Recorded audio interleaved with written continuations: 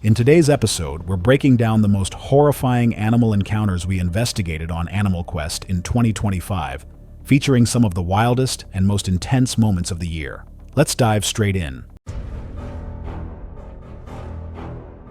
It was October 7th, 2016, and the affluent Boulder, Colorado neighborhood of Wildwood Heights was still wrapped in the quiet darkness of early morning. The upscale residential development, built just 5 years earlier on the edge of the Rocky Mountain foothills, featured winding streets lined with modern homes that backed up against natural open space and wildlife corridors. Lisa Hartwell, a 33-year-old marketing coordinator for a local tech company, was beginning her daily 5 a.m. jogging routine through the neighborhood's carefully planned streets and cul-de-sacs. Lisa had moved to Wildwood Heights 2 years earlier, drawn by the community's promise of mountain living with urban conveniences. She was a dedicated fitness enthusiast who maintained a strict exercise schedule despite her demanding career, often rising before dawn to complete her 5-mile run before heading to the office. Lisa's morning routine had become sacred to her, a peaceful time when she could clear her mind while enjoying the crisp mountain air and stunning views of the Front Range. The neighborhood had been experiencing an unusually dry autumn, with drought conditions extending well into what should have been the wet season. Local wildlife officials had issued warnings about increased animal activity in residential areas, as deer, elk, and their predators were being forced to venture closer to human settlements in search of water sources. Several residents had reported mountain lion sightings over the past month, including tracks found in backyards and a large cat spotted near the community's retention pond. Lisa had heard about the wildlife warnings but dismissed them as typical Colorado mountain living concerns. She continued her early morning runs without altering her route or carrying any deterrents, confident that her familiar neighborhood streets were safe. Mountain lions, also known as cougars or pumas, are North America's second-largest wildcat species, with adult males weighing between 115 and 220 pounds. These powerful predators are perfectly adapted for hunting in mountainous terrain, possessing incredible stealth, speed, and jumping ability that allows them to leap vertically up to 15 feet and horizontally up to 45 feet. Mountain lions are primarily ambush hunters that rely on surprise attacks, typically targeting the neck and spine of their prey to deliver quick, fatal bites. As Lisa jogged through the pre-dawn darkness, she was completely unaware that a 140-pound male mountain lion had been stalking a mule deer through the drainage culvert that ran beneath the street she was approaching. Lisa's approach disrupted the carefully planned hunt, startling both the deer and the mountain lion. The deer bolted across the street and disappeared into the darkness, leaving the frustrated predator crouched in the shadows of the concrete drainage opening. The attack came without warning as Lisa passed within 10 feet of the drainage culvert. The 140-pound mountain lion exploded from the shadows with incredible speed, covering the distance between them in a single, powerful leap. His massive front paws struck Lisa between the shoulder blades with devastating force, sending her crashing face first onto the asphalt street while his weight drove her to the ground.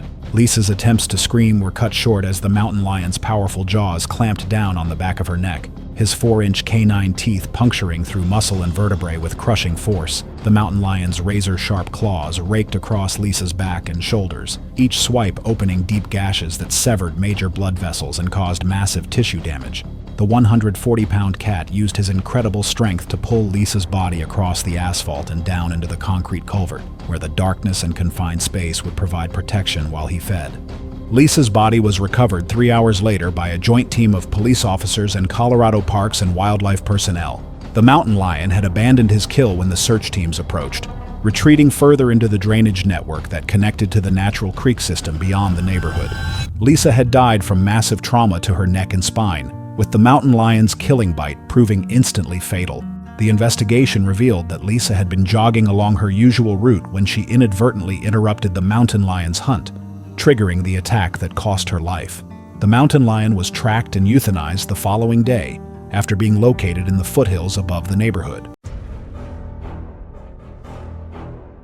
It was August 19, 2017, when Felicity Grant arrived at Boulder County Open Space in Colorado, a vast wilderness area known for its rugged terrain and diverse wildlife population. The mountainous region stretched across thousands of acres of dense forest and winding trails that attracted outdoor enthusiasts. However, these same wilderness areas also served as prime habitat for mountain lions and other dangerous predators. Felicity Grant, a 39-year-old fitness influencer from Denver with over 5,000 social media followers, had planned what she called her ultimate wilderness transformation experience. Known for her entitled attitude and belief that her athletic superiority made her exempt from rules, she had already caused multiple confrontations at the park entrance. Her demanding personality became evident when she berated the teenage park attendant for suggesting she read safety guidelines, claiming someone of her fitness level didn't need advice from minimum wage employees. Park Ranger Tom Bradley had attempted to brief Felicity on recent mountain lion activity during her permit application process. The area had experienced multiple cougar sightings over the previous month, including aggressive encounters that resulted in temporary trail closures. Felicity became increasingly hostile, interrupting Tom repeatedly and demanding to speak to his supervisor about what she called his incompetent fear-mongering. Fellow hiker Maria Santos, a local trail runner, had also tried to warn Felicity about the dangers of solo hiking during dawn hours. Felicity's response was swift and cruel, telling Maria that jealous locals like her were obviously trying to sabotage successful influencers who were clearly in better shape than pathetic weekend warriors. Felicity had specifically chosen the Rabbit Ears Pass Trail for her solo dawn run, deliberately ignoring the trail closure signs that she claimed didn't apply to elite athletes like herself. She had torn down several warning notices, stating that taxpayers like her had every right to use public trails. Mountain lions are among North America's most efficient apex predators, perfectly adapted for hunting in mountainous terrain.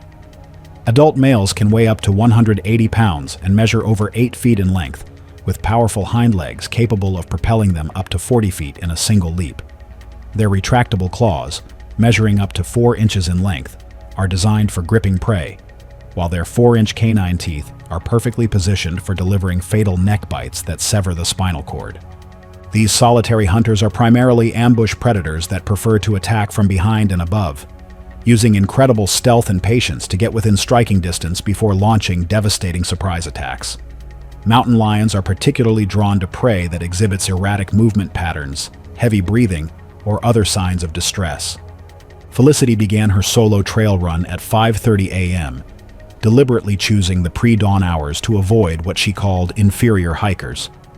She wore noise-canceling headphones playing loud electronic music and carried a backpack containing raw steaks for her post-workout protein meal. The combination of her erratic running pattern, heavy breathing, and the scent of fresh meat created perfect conditions to attract a hunting mountain lion. A 140-pound male mountain lion had been actively hunting in the area and had established a territory that included the Rabbit Ears Pass Trail. The powerful predator detected the scent of fresh meat from over a mile away and began tracking Felicity's movement through the forest. The cougar began stalking Felicity along the ridge above the trail, using rocks and trees to remain hidden while closing the distance. As Felicity rounded a sharp bend, the mountain lion positioned itself on a large boulder approximately 15 feet above the path. When Felicity passed below the boulder, completely unaware due to her loud music and arrogant belief that her fitness made her invulnerable, the mountain lion launched itself in a devastating aerial attack. The 140-pound predator struck Felicity from behind with tremendous force, his powerful hind claws raking down her back, while his front paws wrapped around her shoulders and neck. The mountain lion's 4-inch canine teeth immediately found their target, clamping down on the back of Felicity's neck with surgical precision. Mountain lions kill their prey through a specific technique that targets the cervical vertebrae, and this male executed the attack with deadly efficiency. His powerful jaws applied crushing pressure of over 400 pounds per square inch directly to Felicity's spinal cord, severing the connection between her brain and body instantly. The bite penetrated deep into the neck muscles and fractured the vertebrae, causing immediate paralysis from the neck down. The cougar maintained his grip on Felicity's neck while using his powerful claws to secure his position. His hind legs continued raking down her spine and legs, opening deep wounds that bled profusely. Within 2 minutes, Felicity had died from a combination of spinal cord severance, massive blood loss, and suffocation caused by the crushing pressure on her neck and throat. The mountain lion then began dragging her body off the main trail toward a secluded area where he could feed undisturbed. Felicity's body was discovered 3 days later by a search and rescue team organized when she failed to return. The discovery location and condition of the remains were consistent with a mountain lion attack and subsequent caching behavior. It was December 3rd, 2014, and fluorescent lights cast harsh shadows across rows of kennels at the county animal shelter. Jennifer Walsh, 25 and halfway through veterinary school, moved between cages with a determined stride, believing every animal deserved a second chance. As a weekend volunteer, Jennifer had developed a reputation for advocating for the shelter's most difficult cases. While others focused on friendly, adoptable dogs, she gravitated toward the aggressive ones, animals marked with red cards indicating immediate euthanization. The dog that would cost Jennifer her life was Diesel, a 75-pound pit bull with a scarred muzzle and eyes that seemed to hold years of rage. He'd been surrendered after multiple bite incidents, including an attack on a neighbor's child requiring emergency surgery. The behavioral assessment was decisive. Too dangerous for adoption. Scheduled for euthanization Monday. Jennifer had been watching Diesel for 3 days, looking for signs of the gentle soul she believed existed beneath his aggressive exterior. She'd seen him pace restlessly, heard him growl at anyone who approached, watched him destroy every toy placed in his cage. But she'd also noticed what she interpreted as vulnerability, moments when he pressed against the back wall, briefly softening when he thought no one was watching. The shelter's protocol was clear. Dogs like Diesel were never to be handled alone. Staff with years of experience and proper equipment were required for any interaction with red card animals. But Jennifer had convinced herself that Diesel's aggression was fear-based, that what he needed was one-on-one attention. On that December afternoon, with most staff busy and senior volunteers handling other duties, Jennifer made the decision that would cost her her life. She approached Diesel's kennel with a slip lead and the key to the isolation room, a small, windowless space used for behavioral evaluations. Diesel's reaction was immediate and threatening. His lips pulled back, revealing yellowed teeth. Hackles rose along his neck, and a low growl rumbled from his chest. Every aspect of his body language screamed danger, but Jennifer interpreted these signs as fear rather than aggression. The moment the kennel door opened, Diesel's demeanor shifted from threatening to calculating. He seemed to assess Jennifer's position in the open doorway behind her. This brief hesitation gave Jennifer false confidence to slip the lead around his neck and guide him toward the isolation room. Once inside, Jennifer closed the door and removed Diesel's lead, believing freedom of movement would help him relax. The room was small, 8 by 10 feet, with concrete walls and no furniture except a metal folding chair. It was designed for safety, but also meant there was nowhere to run. For several minutes, Diesel stood rigid in the center, his eyes never leaving Jennifer's face. She sat in the chair and began talking to him, her voice gentle and encouraging, completely unaware she was being evaluated by a predator. The attack came when Jennifer stood and took a step toward Diesel, her hand extended in what she intended as a peaceful gesture. To Diesel, the movement represented a threat requiring immediate action. His 75 pounds launched across the room with explosive force, his jaws targeting Jennifer's throat with precision. Jennifer's scream was cut short as Diesel's teeth sank deep into her neck, crushing her windpipe and severing major blood vessels in a single bite. His jaws locked onto their target with mechanical efficiency. Jennifer's hands clawed desperately at the dog's head, but Diesel had been bred for combat, his grip unbreakable once engaged.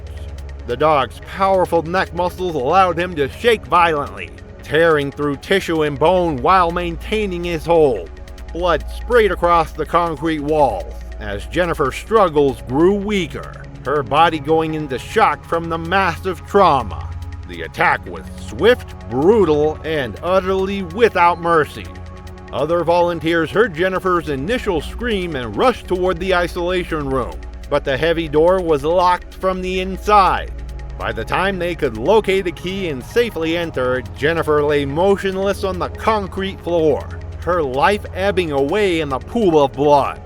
Diesel stood over her body, his muzzle stained red, his eyes still burning with the same aggressive intensity that had marked him for euthanization. Paramedics arrived within minutes, but Jennifer's injuries were beyond medical intervention. She was pronounced dead at the scene. Her dream of becoming a veterinarian ended by the very type of animal she hoped to save. Diesel was immediately sedated and euthanized, his death as swift and clinical as the attack that had preceded it. The investigation that followed was thorough but predictable. Jennifer had violated multiple safety protocols, ignored clear warning signs, and placed herself in a situation that experienced professionals would have avoided. The shelter implemented new security measures, including electronic locks on isolation rooms and mandatory buddy systems for all volunteer activities. Jennifer's death became a cautionary tale in veterinary schools across the country, a reminder that good intentions and academic knowledge are no substitute for experience and proper safety protocols. Her family established a scholarship in her name, but requested that it go to students studying wildlife conservation rather than domestic animal care, a final acknowledgement that some animals, no matter how much love they're shown, remain fundamentally dangerous. It was April 17th, 2018, and the humid Florida air hung heavy over the grounds of Sunshine Primate Sanctuary, a controversial facility that claimed to rescue primates while actually exploiting them for tourist photographs. The 20-acre property housed over 30 primates in substandard conditions, generating revenue through photo sessions that legitimate sanctuaries would never permit. The afternoon sun beat down on concrete enclosures where gorillas, chimpanzees, and other primates paced restlessly behind inadequate barriers. Jessica Rodriguez, a 31-year-old veterinary technician from Tampa, had visited the facility with her husband Carlos as part of what she believed was a legitimate conservation effort. Jessica had always been passionate about animal welfare, taking photos of animals throughout her career to document their care and recovery. Her genuine love for animals had driven her to pursue veterinary technology training while working nights to support herself through school. Jessica had dedicated her career to animal welfare, earning her veterinary technology degree through years of hard work and sacrifice. Her passion for primate conservation had led her to volunteer at legitimate sanctuaries and support organizations working to protect great apes in the wild. Jessica genuinely believed that her visit to Sunshine Primate Sanctuary would help promote conservation efforts through the photos she planned to take. That afternoon, Jessica was participating in what the facility marketed as an educational encounter with King, a 350-pound silverback gorilla who had been acquired from a defunct research facility. The sanctuary's minimal safety measures consisted of a chain-link barrier that separated visitors from the gorilla's enclosure, with no additional protection or supervision from qualified staff. Silverback gorillas are among the most powerful primates on Earth, with adult males weighing up to 400 pounds and possessing the strength of 10 grown men. These magnificent animals are highly intelligent and emotionally complex, but they're also territorial and can become extremely aggressive when they perceive threats to their domain. Gorillas communicate through complex body language and vocalizations, and they can shift from calm to violent behavior within seconds. Their massive hands can grip with crushing force, while their powerful jaws contain sharp canine teeth capable of inflicting severe wounds. Jessica approached the barrier with her camera, hoping to capture images that would convey the gorilla's intelligence and emotional depth. King appeared calm as he sat near the fence. His massive frame relaxed while he observed the human visitors with apparent curiosity. Jessica began photographing the magnificent animal, excited about the conservation message she could share through these intimate portraits. The fatal moment came when Jessica decided to reach through the fence to touch King, believing that physical contact would create a more powerful image for her conservation advocacy.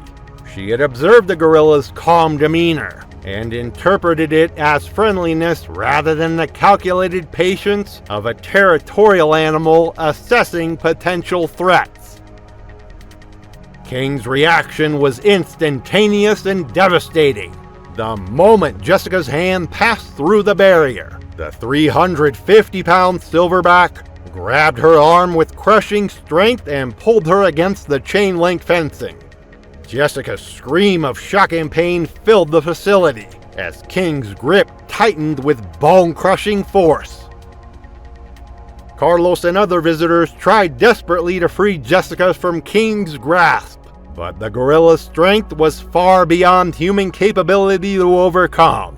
King's massive hand maintained its crushing grip on Jessica's arm, while his other hand reached through the barrier to grab her head and shoulders, pulling her harder against the inadequate fencing. The silverback's territorial instincts drove him to continue the assault, his powerful hands inflicting devastating trauma to Jessica's head, neck, and arms while she remained trapped against the barrier.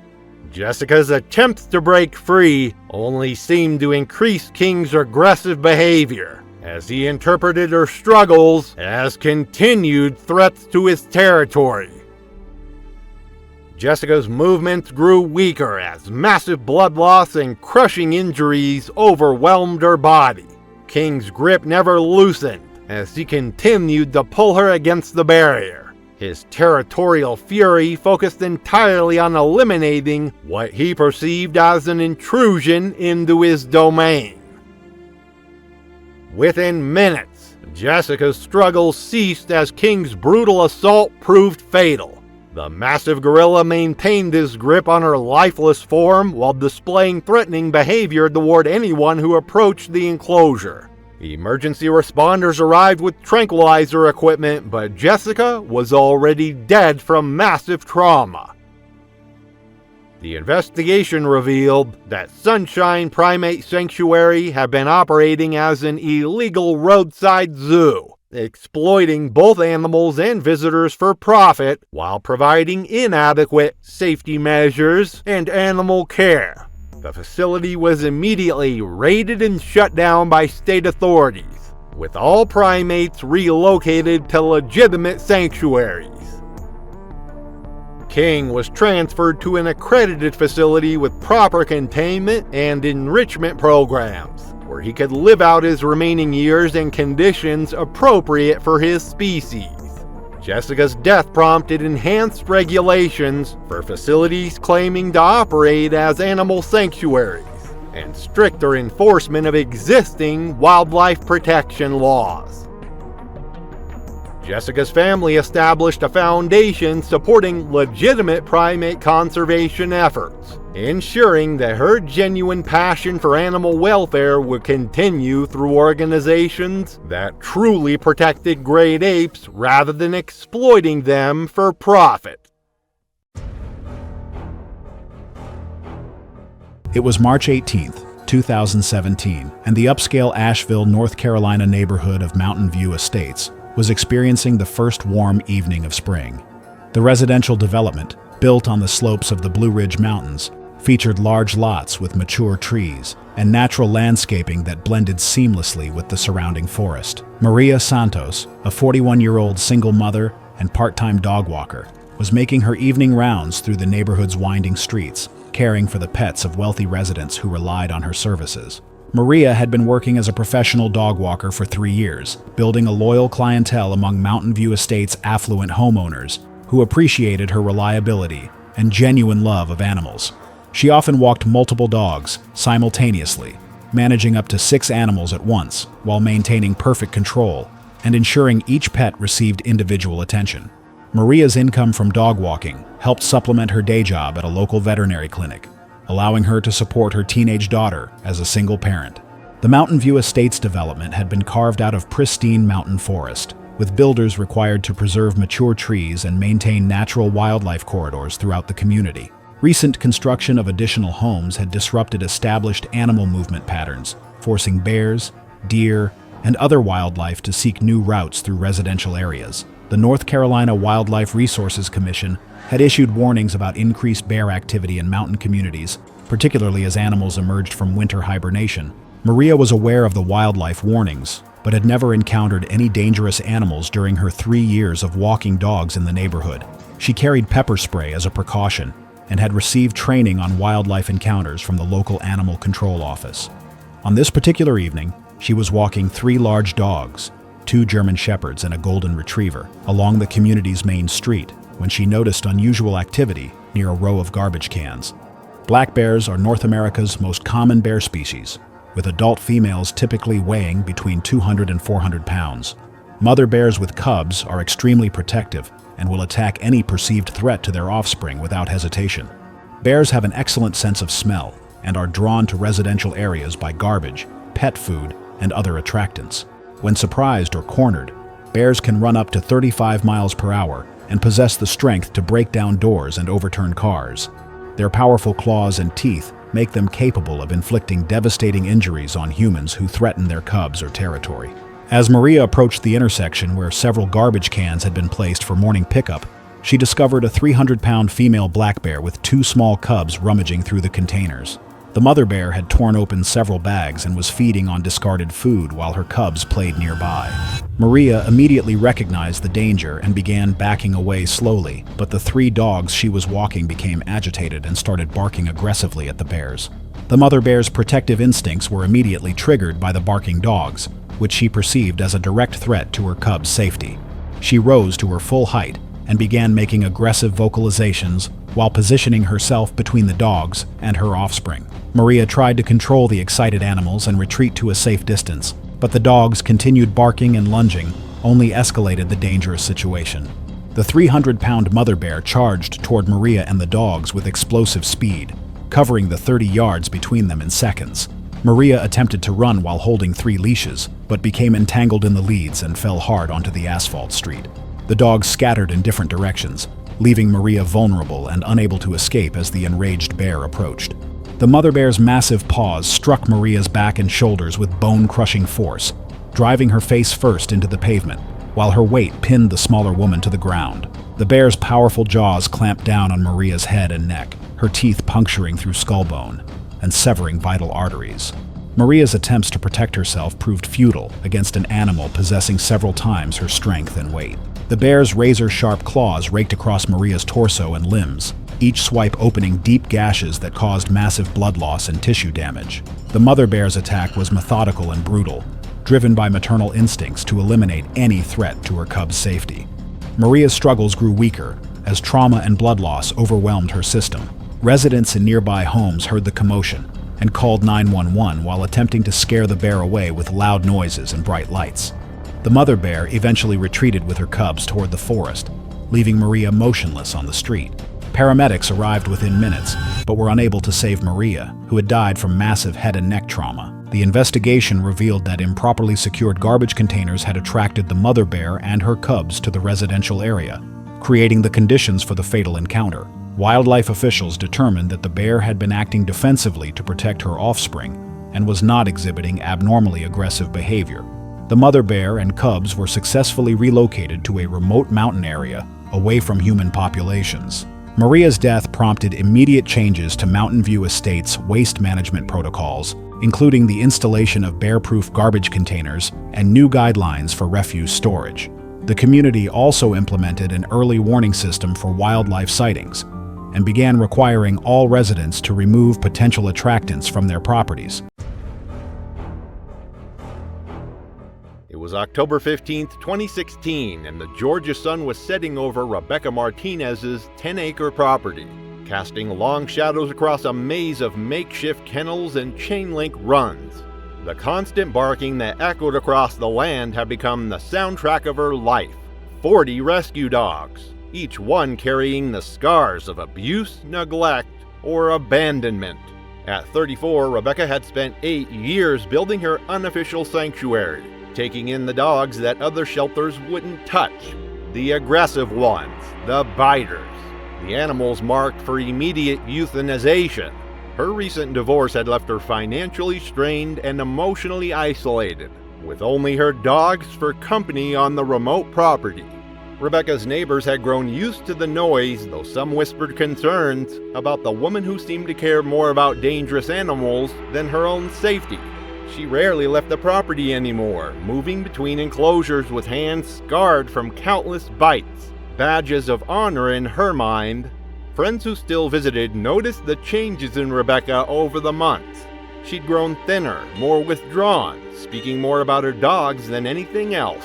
Her ex-husband had tried to warn her about the dangers, but Rebecca dismissed his concerns as jealousy over her dedication. The local veterinarian had stopped making house calls after Rex had lunged at him through a fence gap, requiring stitches on his forearm. Even the feed delivery drivers had begun leaving supplies at the gate, rather than approaching the main compound. The main enclosure housed her 3 largest rescues: Rex, a 90-pound pit bull mix with a history of severe abuse; Titan, an 85-pound Rottweiler cross; and Scar, a 75-pound mixed breed whose face told the story of his fighting past. What Rebecca didn't realize was that these 3 had been forming an alliance over the past few weeks, establishing a hierarchy that put them at odds with anyone who came between them and food. The warning signs had been there for anyone trained to recognize them. The 3 dogs had begun sleeping closer together, sharing food bowls, and displaying coordinated territorial behavior when other dogs approached. They'd started following Rebecca's movements more intently during feeding times, their body language shifting from grateful anticipation to something more predatory. But Rebecca, exhausted from managing 40 animals alone and emotionally invested in seeing progress where none existed, missed every signal. As evening approached, Rebecca began her daily feeding routine, the most dangerous part of her day. She filled 5 buckets with kibble, the metallic clanging sending the dogs into a frenzy of anticipation. The ground was still wet from an afternoon thunderstorm as she approached the main enclosure, buckets in hand. The 3 large dogs pressed against the fence, their eyes locked on the food, muscles tense with anticipation. Rebecca had done this routine thousands of times before, but tonight felt different. The air seemed charged with more than just humidity. As Rebecca unlatched the gate and stepped into the enclosure, her worn boots slipped on the muddy ground. She stumbled trying to regain her balance, but the weight of the buckets pulled her down. The metal containers crashed to the earth, spilling kibble across the wet dirt. Rex was the first to move, but as Rebecca struggled to get back on her feet, something in his demeanor shifted. His eyes, which had been focused on the kibble, now locked onto her. At that moment, she wasn't the woman who had saved him, she was in competition for resources. The attack came without warning. Rex's 90 pounds of muscle slammed into Rebecca's chest, driving her back to the ground. His jaws clamped down on her shoulder, tearing through flesh with devastating force. Rebecca's scream pierced the evening air, but there was no one around for miles to hear it. Titan and Scar joined the assault within seconds, their pack instincts overriding years of rehabilitation. Titan's massive jaws found her left arm, shaking violently. Scar circled behind, his teeth sinking into her legs, dragging her further from the gate. Rebecca fought desperately, her free hand clawing at Rex's face, trying to break his grip. But the dogs were in full predatory mode now, their attacks coordinated and relentless. Blood soaked into the muddy ground as they continued their assault, their growls mixing with Rebecca's weakening cries. The feeding frenzy lasted nearly 10 minutes before the dogs finally backed away.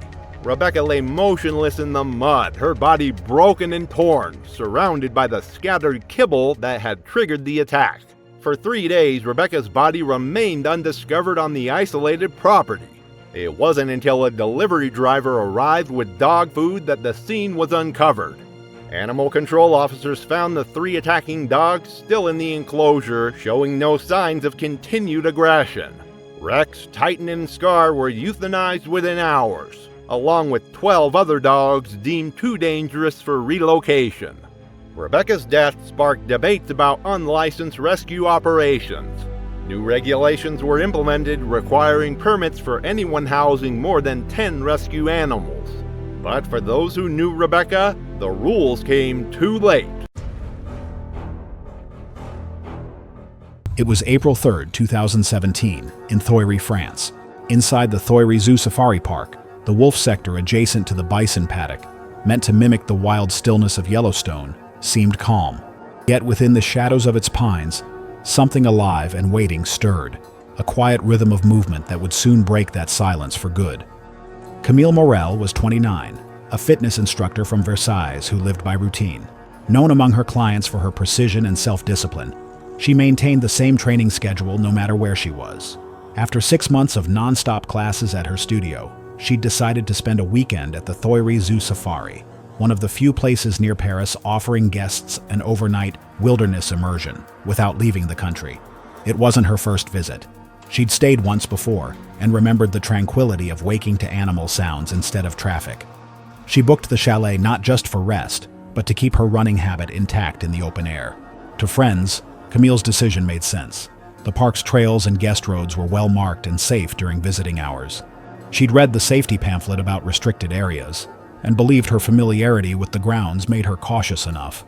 Her chalet overlooked the fenced wolf sector adjacent to the bison range, a layout designed to reduce mixed-species stress and liability during guest drives. The animals were separated by natural barriers and double-fenced zones, and guests were told the viewing area was completely secure. Camille trusted the system. Her goal that morning was simple, a quick 2-mile jog before breakfast, the same as she did every morning at home. The zoo's landscape was a strange fusion of natural calm and controlled wilderness, pine trees in neat clusters, sandy trails, and an artificial stream running through the lowlands. At dawn, the service road and the inner track appeared nearly identical, a known issue in drive-through parks, where early light flattens contrast. Beyond the chalet's edge stretched a gravel service road used by rangers and tour jeeps. The wolves' territory extended across nearly 20 acres of wooded ground. Gray wolves, the largest of the canids, can weigh over 100 pounds and run up to 35 miles per hour for short bursts.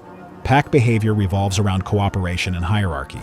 Most attacks on humans occur only when the animals feel threatened, cornered, or see unusual movement that triggers pursuit.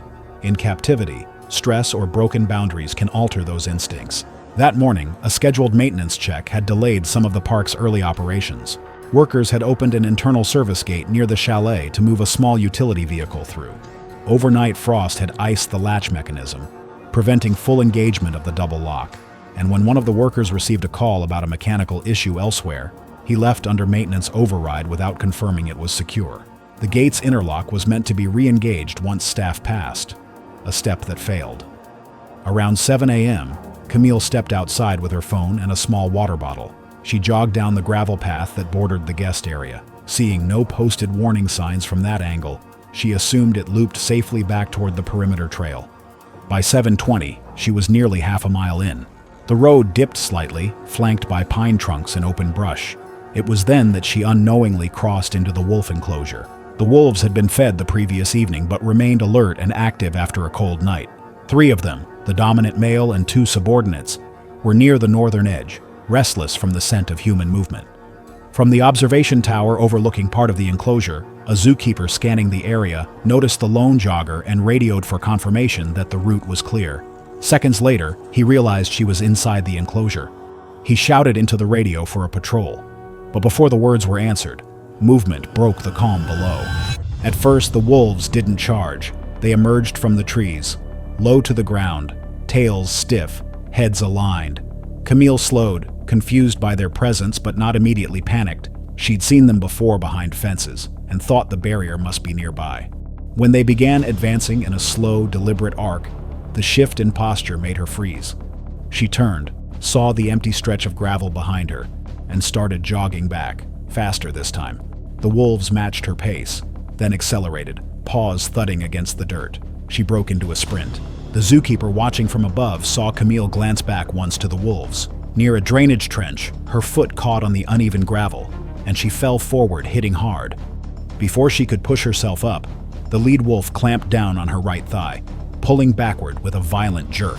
She twisted, trying to kick free, but another wolf lunged at her shoulder. Her scream carried across the enclosure, high and ragged. The zookeeper in the tower sounded the alarm and radioed the rangers. The response vehicle was rerouted around the inner fence lines, delaying arrival to just under 10 minutes, within normal range for a keeper-initiated emergency call. 2 more wolves joined, surrounding her as she tried to crawl toward the ditch. The lead wolf released and regripped higher, its teeth sinking into her hip. She struck out with her hands, scraping the gravel, trying to push herself forward, but one of the animals bit into her arm, shaking until it tore free. Within moments, she was on her back, thrashing as the pack pulled from opposite sides. She kicked weakly once more, then went still. Rangers arrived within 10 minutes in a vehicle. They found the wolves clustered over Camille's body, heads low and jaws working. Warning shots sent the pack scattering into the trees. 2 rangers approached as another called for a tranquilizer team. Camille lay on her side, clothing torn, deep bites from shoulder to thigh. 1 ranger checked for a pulse and found none. They covered her with a thermal blanket and secured the area until all 5 wolves were sedated. An autopsy confirmed death by exsanguination, massive blood loss due to multiple deep lacerations and crushing trauma to the limbs. The body was transported under escort to Versailles that afternoon. Camille's family filed a civil lawsuit against the Thoiry Zoo Safari and its parent company, alleging gross negligence and breach of safety protocol. After a year of investigation and hearings, the court ruled in favor of the family. The park quietly settled without appeal. Following the incident, a criminal negligence inquiry and an independent enclosure audit were conducted. Thoiry Zoo Safari implemented procedural retrofits, installing interlocks and alarms that trigger if any gate remains unlatched for more than 15 seconds. It was July 22, 2016, and the scorching Oklahoma sun beat down on the dusty grounds of Wild Heart Big Cat Sanctuary, a private-owned facility nestled among rolling hills 30 miles outside Tulsa. The 50-acre property housed over 20 rescued lions, tigers, and other exotic cats in a collection of chain-link enclosures that stretched across the rural landscape. The afternoon air shimmered with heat, while the distant sounds of roaring and pacing echoed from various habitats as the cats sought shade from the oppressive summer temperatures. Ashley Martinez, a 23-year-old college student from Dallas, had discovered the sanctuary through social media while road tripping with her boyfriend Jake through Oklahoma's quirky roadside attractions. Ashley was constantly seeking unique photo opportunities for her personal memories, having grown up taking pictures at every family vacation and special event. Her phone was filled with daredevil shots from cliff edges, abandoned buildings, and extreme sports activities that showcased her fearless personality to friends and family. Ashley had grown up in suburban Dallas as the youngest of 3 sisters, developing a competitive streak that drove her to constantly push boundaries and seek attention through increasingly dramatic stunts. Her psychology major at Texas Tech University had given her confidence in reading people and situations, but her academic knowledge didn't extend to understanding animal behavior. That afternoon, Ashley and Jacob paid the sanctuary's fee for a close encounter experience that promised visitors the chance to observe big cats during feeding demonstrations and educational presentations. The facility operated in a legal gray area, offering interactions that legitimate zoos and accredited sanctuaries would never permit. African lions are apex predators that retain all their wild instincts regardless of human contact or hand rearing. Adult males can weigh up to 420 pounds, and possess incredible strength, speed, and territorial behaviors that make them extremely dangerous in captivity. Lions are social animals with complex hierarchies, but they view humans as either threats to be eliminated or prey to be consumed. Their powerful jaws can deliver bite forces exceeding 650 pounds per square inch, while their razor-sharp claws can inflict fatal wounds with a single swipe. Ashley watched the feeding demonstration with growing excitement as the sanctuary owner led visitors around the various enclosures while sharing dubious stories about each animal's rescue. The highlight of the tour was Caesar, a massive 400-pound male African lion who had been hand-raised from a cub and appeared remarkably calm during the presentation. As the tour concluded and other visitors began leaving, Ashley saw her opportunity for the ultimate photo. She whispered her plan to Jake, asking him to distract the sanctuary owner while she climbed over the barrier for a close-up selfie with Caesar. While Jake engaged the owner in conversation, Ashley quietly approached Caesar's enclosure and climbed over the 4-foot chain-link barrier. The massive lion was resting approximately 10 feet away, his golden eyes tracking her movement but showing no immediate signs of aggression. Ashley crouched down beside the massive lion and extended her phone to capture both herself and Caesar in the frame. Caesar's demeanor changed subtly as Ashley moved closer, his ears flattening slightly against his massive head, while his tail began twitching with increasing frequency. The attack came with explosive suddenness. Caesar's predatory instincts activated the moment Ashley moved to adjust her pose, triggering millions of years of evolutionary programming that recognized her as prey within its territory. The 400-pound lion launched himself at Ashley with devastating speed, covering the distance between them in a single powerful bound. Ashley's phone flew from her grip as Caesar's massive paws struck her chest, driving her backward onto the dusty ground, while his razor-sharp claws found purchase on her torso and shoulders. The lion's powerful jaws clamped down on Ashley's neck, his 4-inch canine teeth puncturing through muscle and vertebra with crushing force. Caesar's territorial instincts drove him to continue the assault, his powerful claws raking across Ashley's body while his crushing bite maintained its grip on her throat. Ashley's movements grew weaker as massive blood loss and spinal trauma overwhelmed her system. Jake's horrified screams brought the sanctuary owner running, but Caesar's aggressive posture over his kill made immediate intervention extremely dangerous. Ashley's movement ceased within minutes, as Caesar's brutal assault proved fatal. Emergency responders arrived within 30 minutes, but there was nothing they could do for Ashley. The investigation revealed that the facility had been operating without proper permits and insurance, violating numerous state regulations regarding public safety around dangerous animals. Caesar was relocated to an accredited sanctuary with proper containment measures. Ashley's death devastated her family and prompted her university to implement enhanced safety education for students traveling during breaks. The incident led to stricter regulations for private exotic animal facilities in Oklahoma and enhanced enforcement of existing safety laws. It was May 21st, 2018, in Gran Paradiso National Park, northern Italy. The small expedition of 4 had finished dinner beside a dying fire, leaving one storage bag unsealed near the cooking area. Giovanni Russo, 38, had worked these slopes for over a decade. A certified alpine guide, he and his wife, Elena, led small trekking tours for tourists seeking an authentic mountain night. Giovanni was regarded by peers as practical and even-tempered, someone who knew when to turn back and when to press on. He'd grown up in Aosta and spent most of his adult life navigating the same valleys where his father once herded sheep. The Gran Paradiso region had become a renewed focal point for conservation. Wolves had returned after decades of absence, a fact Giovanni respected but didn't fear. He saw himself as part of that balance between humans and wildlife.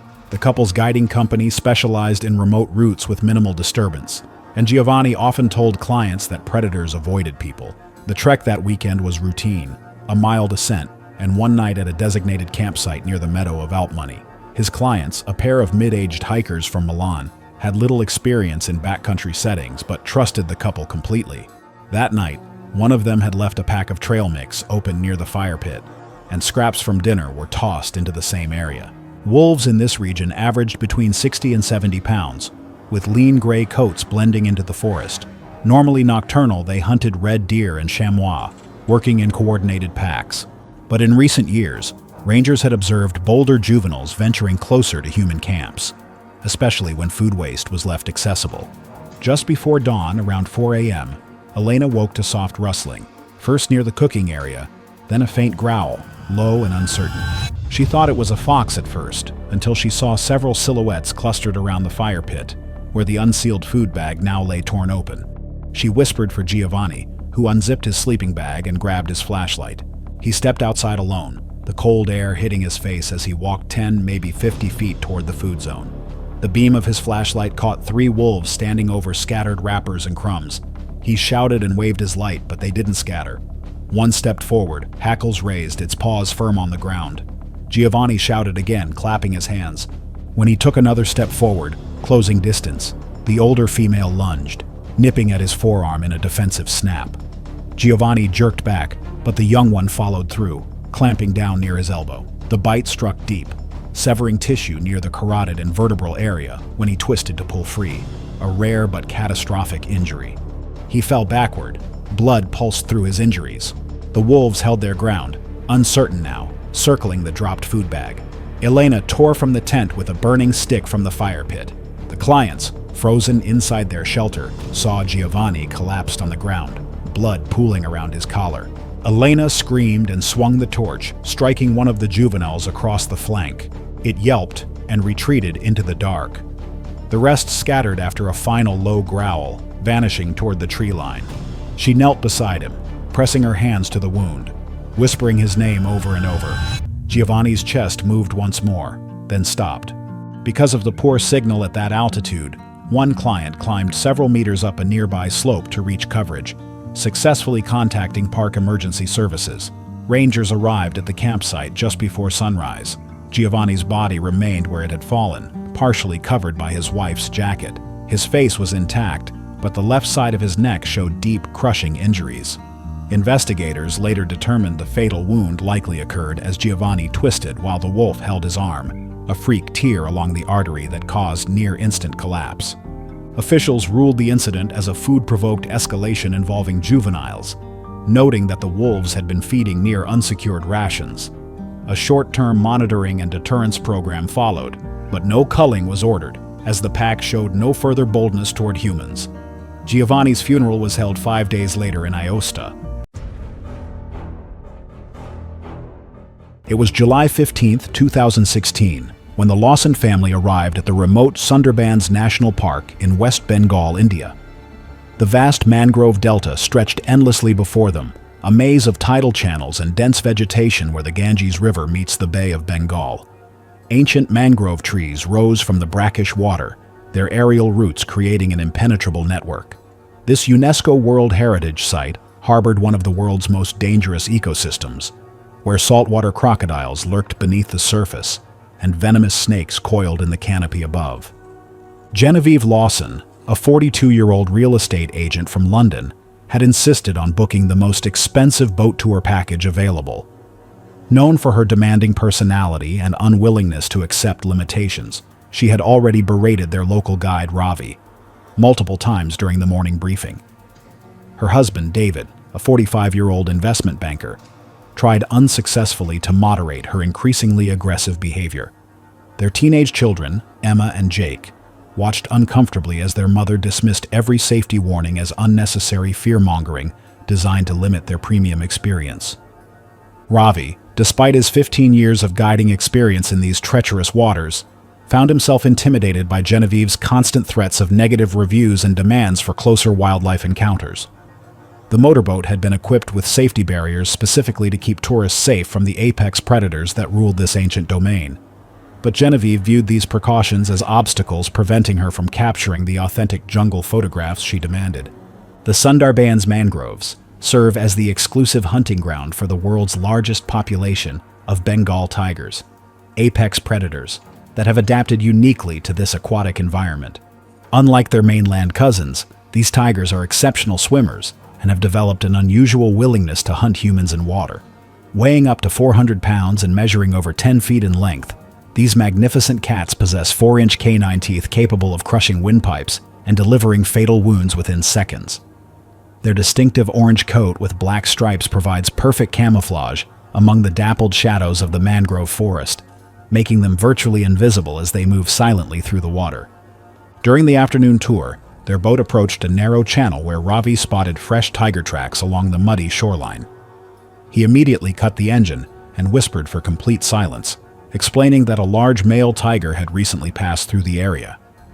Despite his urgent warnings about remaining in the boat, Genevieve became frustrated with the distance and declared she needed closer photographs. Against all protests from her family and guide, Genevieve stepped over the safety barrier and lowered herself into the chest-deep channel water. The murky tidal water concealed her movements as she waded toward the mangrove shoreline, camera held high above her head. Unknown to the group, a massive 400-pound male Bengal tiger had been resting in the dense vegetation upstream and had detected their boat's engine minutes earlier. Sundarbans tigers are ambush predators that use water as their primary hunting medium, approaching prey with complete silence while swimming. This particular male had successfully killed humans before and recognized the splashing sounds of vulnerable prey entering his territory. The tiger slipped into the water upstream and began swimming toward Genevieve with only its eyes and nose visible above the surface. When Genevieve reached the muddy shoreline and began photographing tiger tracks, she remained completely unaware of the approaching predator. The tiger closed the final 20 feet underwater, using its powerful limbs to propel itself through the murky channel with deadly precision. The attack erupted from the water with explosive violence. The massive tiger surfaced directly behind Genevieve and immediately clamped its powerful jaws around her throat from behind. The 4-inch canine teeth punctured through her neck muscles and crushed her windpipe with over 1,000 pounds of bite force. The tiger's signature killing technique involves suffocating prey by crushing the throat, and the massive pressure collapsed her airway instantly. Genevieve's body went rigid as the tiger's teeth severed major blood vessels in her neck, causing massive internal bleeding. The predator's powerful forelimbs wrapped around her torso, while its hind legs found purchase on her lower body, holding her in an inescapable grip. The tiger then began its drowning technique, pulling her backward into deeper water while maintaining its crushing bite on her throat. The combination of crushed windpipe, severed arteries, and forced submersion proved fatal within 2 minutes. Genevieve's struggles ceased as blood loss and oxygen deprivation caused her to lose consciousness. The tiger continued holding her underwater for several more minutes before releasing the body and disappearing into the mangrove maze. It was November 15, 2016, in the remote forests of Primorsky Krai, eastern Russia. Snow fell in a steady veil, muting the usual sounds of the taiga. Nikolai Baranov's radio had been silent since morning. The last check-in, brief and routine, gave no hint that by evening his route would end in silence and blood. Nikolai was 52 and had spent most of his life in these forests. A forestry worker by trade, he managed patrols in the buffer zones near the Sikoti Alin Mountains, where he monitored traps, logging boundaries, and poaching activity. He lived alone in a small settlement near Dalnaryshensk, his routine built around the forest's rhythms. That week, he had been assigned to survey a hunting reserve, following reports of wolves pushing closer to villages. He rode out before dawn on his snowmobile, a canvas bag packed with bread, tea, a hand axe, and flares. Colleagues said he often preferred working solo. He claimed a second engine just scared off wildlife. That day's assignment was simple: document animal tracks after the first full snow. Wolves had been increasingly active, driven from higher ground after a collapse in wild boar numbers. Wolves here could travel up to 20 miles in a single night. driven by hunger across frozen ground and sparse woodland. Their diets shifted with the season: deer in autumn, carrion or smaller mammals in the hard months of winter. When deep cold set in and prey vanished beneath ice or snow, instinct sometimes blurred into desperation. A human scent, faint and unfamiliar, might still trigger the same ancient reflex: to follow, test, and close the distance. Locals warned of animals following sled trails at dusk. Nikolai heard the same warnings at the station that morning but didn't take them seriously. He had checked his flare gun but left his rifle behind, citing its weight and his short route. By noon, weather had shifted fast, gusting snow and dropping visibility. His supervisor made several radio attempts that went unanswered, assuming battery failure from the cold. When evening came and Nikolai still hadn't returned, Yevgeny, a neighboring ranger and longtime friend, prepared to follow his route before dark. Yevgeny rode out around 5 p.m., with a flashlight mounted on his snowmobile and a sidearm holstered under his coat. Tracks were faint but visible, a single snowmobile line winding north, then stopping abruptly about 800 meters from the ridge. There, the engine was half buried in snow, its headlights still faintly glowing. Prints showed that Nikolai had dismounted, perhaps to clear ice from the track.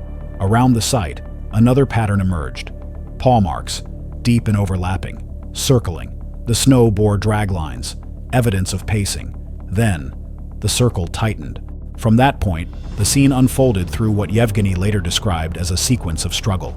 Human footprints turned erratic, moving backward. Closer inspection revealed a snapped branch at chest height and a torn glove 10 feet away. A smear of blood marked the snowmobile's side panel. 30 feet beyond, the snow showed clear impressions of multiple bodies pressing down: wolves and man. The wolves had likely approached silently, using the cover of snowfall and wind. Initial bites were to the legs, pulling him down. Blood spray against nearby birch bark indicated arterial injury within seconds. As the attack progressed, the evidence suggested coordinated movement. Bite patterns indicated coordinated restraint from multiple angles. His jacket was shredded along the spine, showing where one animal had clamped onto his back while another tore at the neck. Boot prints ended mid-stride, replaced by drag marks. Yevgeny followed them cautiously, revolver drawn, the forest unnervingly still. He found the body 30 meters downhill near a frozen stream. The snow around it was flattened and red. The wolves had likely fed briefly before retreating. Later investigations showed that the surrounding prints showed at least 4 individuals: 2 larger adults, 2 smaller juveniles. Yevgeny radioed the base immediately. It took nearly an hour for a snow vehicle from the nearest post to arrive, by which time darkness had swallowed the clearing. The men lifted the body onto a tarp, careful not to disturb the bite patterns for analysis. The stench of blood lingered even in the cold. The pack didn't return, but distant howls echoed as the rescuers secured the area. Nikolai's remains were taken to Dalnarechynsk for examination. Autopsy confirmed catastrophic blood loss, with multiple punctures to major vessels and crushing trauma to the neck vertebrae consistent with a fatal bite. Time of death was estimated shortly after the onset of the attack. The official report listed predatory behavior exacerbated by winter scarcity. Specialists noted that 2016 saw an unusual decline in prey density across the region. The incident received a single mention on regional news, framed as a tragic encounter during severe weather. There was no footage, only photographs from the recovery team that were never released publicly. It was June 14, 2015, and the Sunset Lake subdivision in suburban Tampa, Florida, was settling into another warm summer evening. The gated community, built around a series of interconnected retention ponds and decorative canals, had been marketed as a tropical paradise for retirees seeking the Florida lifestyle. Walt Kowalski, a 67-year-old retired plumber from Ohio, was enjoying his 5th year in the Sunshine State from the comfort of his backyard patio, which overlooked one of the community's scenic waterways.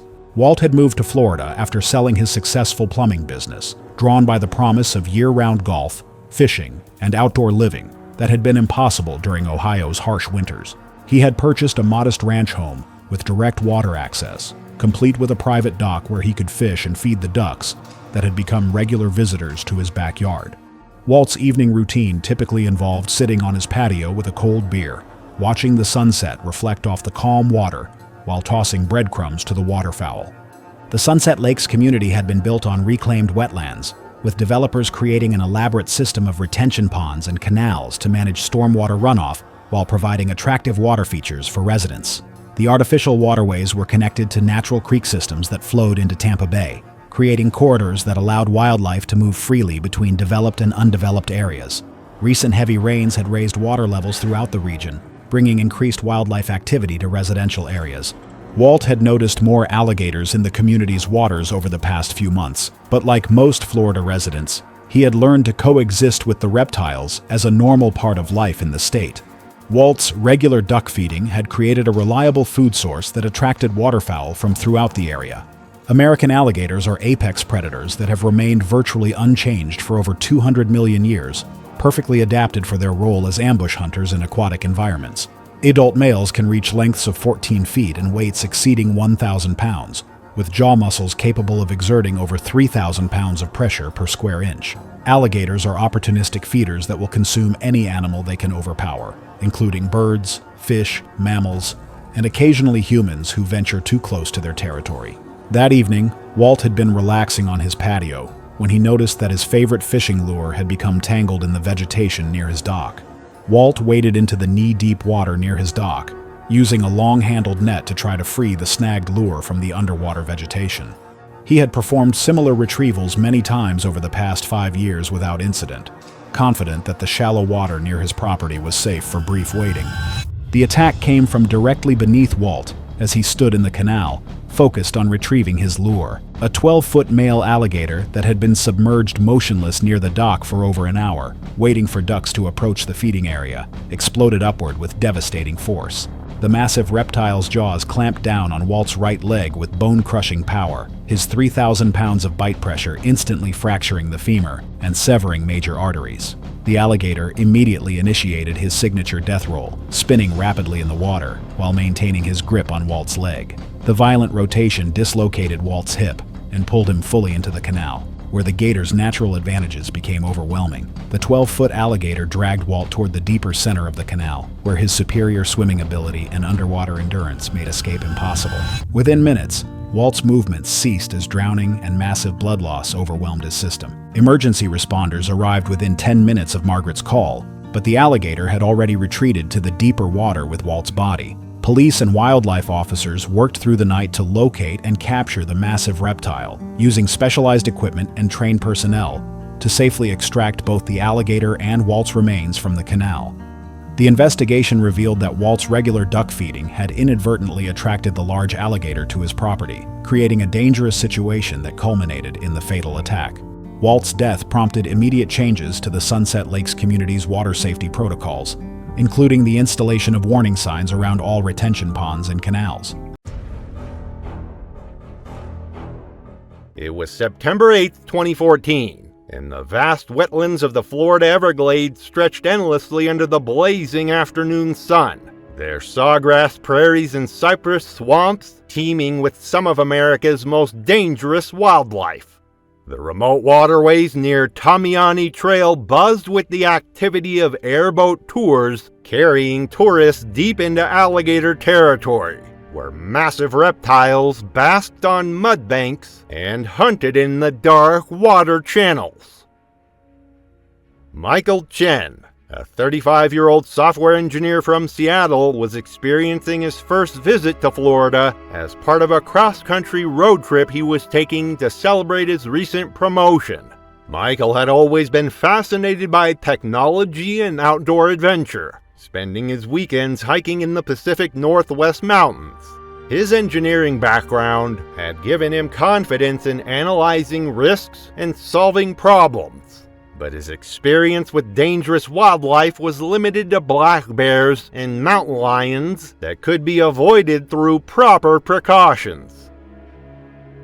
Michael had grown up in urban Seattle, developing his love of nature through weekend camping trips with his father and uncle. His methodical approach to problem solving had made him successful in his career, but it had also given him perhaps too much confidence in his ability to assess and manage dangerous situations.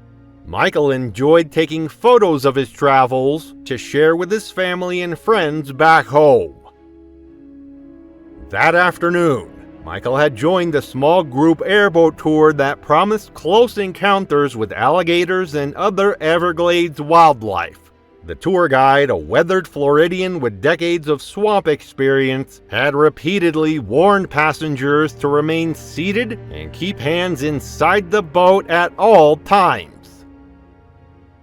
American alligators are apex predators that have remained virtually unchanged for over 200 million years, perfectly adapted for their role as ambush hunters in aquatic environments. Adult males can reach lengths of 14 feet and weights exceeding 1,000 pounds, with jaw muscles capable of exerting over 3,000 pounds of pressure per square inch. Alligators can launch themselves partially out of the water with explosive force, and they view any movement near their territory as either prey to be consumed or threats to be eliminated. The airboat tour had been progressing smoothly for nearly an hour when the guide spotted a massive alligator sunning itself on a mud bank approximately 20 feet from their position. The reptile was an exceptional specimen, easily 12 feet in length and weighing over 800 pounds. Its prehistoric form perfectly motionless in the afternoon heat. Michael immediately began photographing the magnificent predator, excited to capture images of such an impressive wild animal to show his colleagues back in Seattle. However, his enthusiasm quickly overcame his caution as he leaned farther over the boat's edge to get closer shots of the massive alligator. The fatal moment came when Michael's phone slipped from his grip and began falling toward the dark water. Without thinking, Michael lunged forward and extended his body over the side of the airboat, desperately trying to catch his expensive device before it disappeared into the swamp. The massive alligator had been monitoring the boat's presence with predatory patience, and Michael's sudden movement triggered its attack response immediately. The 800-pound reptile exploded from the mud bank with terrifying speed, its powerful tail propelling it through the water like a missile aimed directly at Michael's exposed position. The alligator's massive jaws clamped down on Michael's outstretched arm with bone-crushing force, its 3,000 pounds of bite pressure instantly shattering bones and severing major arteries. Michael's scream of shock and pain echoed across the swamp as the reptile's momentum pulled him completely over the side of the airboat and into the murky water. The tour guide and other passengers grabbed desperately at Michael's legs, trying to pull him back into the boat while the massive alligator maintained its crushing grip on his arm. The alligator immediately began its signature death roll, spinning rapidly in the water while maintaining its devastating grip on Michael's arm. Michael's struggles grew weaker as the combination of massive blood loss, crushing injuries, and drowning overwhelmed his body. The alligator's grip never loosened as it continued the death roll with mechanical precision, each rotation causing additional trauma while ensuring its prey could not escape. Within minutes, Michael's movement ceased as the alligator's brutal assault proved fatal. The massive reptile dragged his body into deeper water, where it disappeared beneath the surface with its kill. Emergency responders arrived within the hour, but Michael's body was not recovered until the following day when wildlife officials located the massive alligator and retrieved the remains. The tour company immediately implemented physical barriers around all passenger seating areas and enhanced safety briefings for future tours.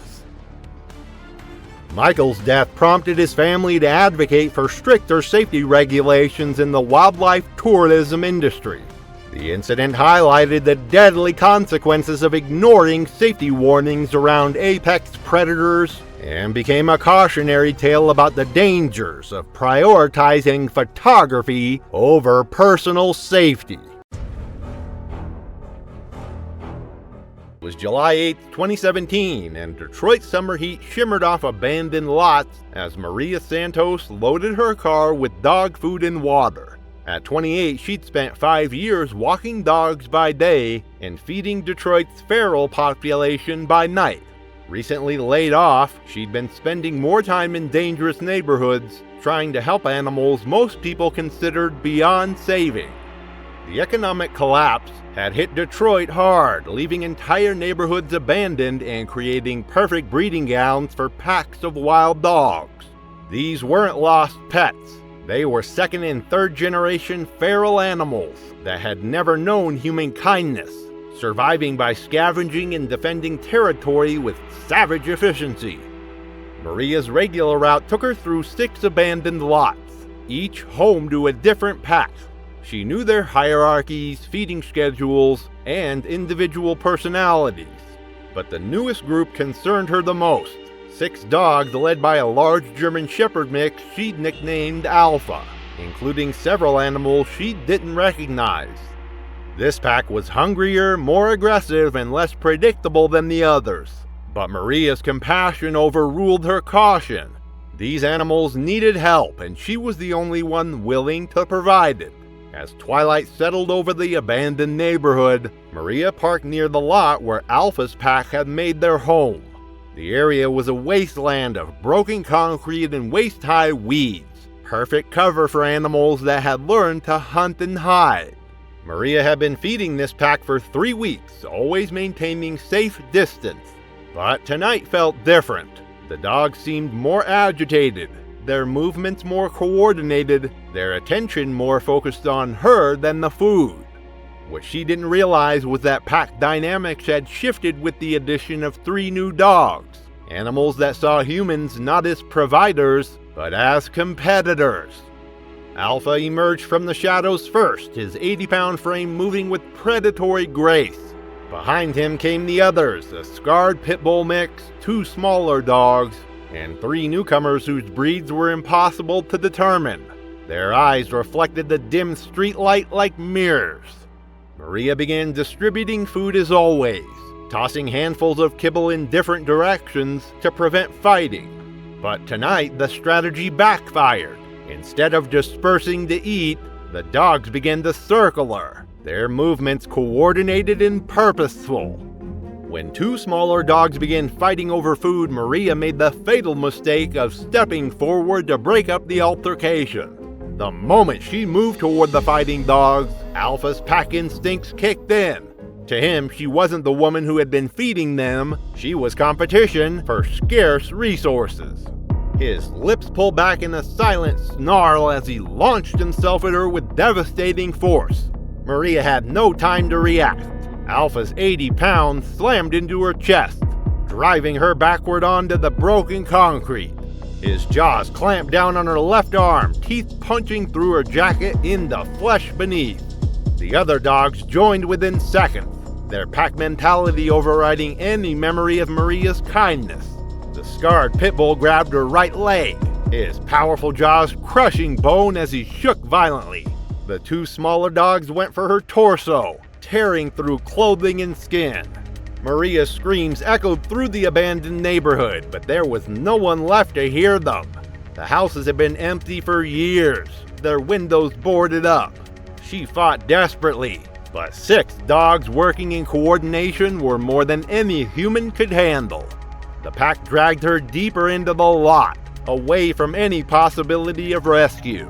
Their coordinated attack spoke to generations of predatory instincts, refined by years of urban survival. These weren't pets gone bad.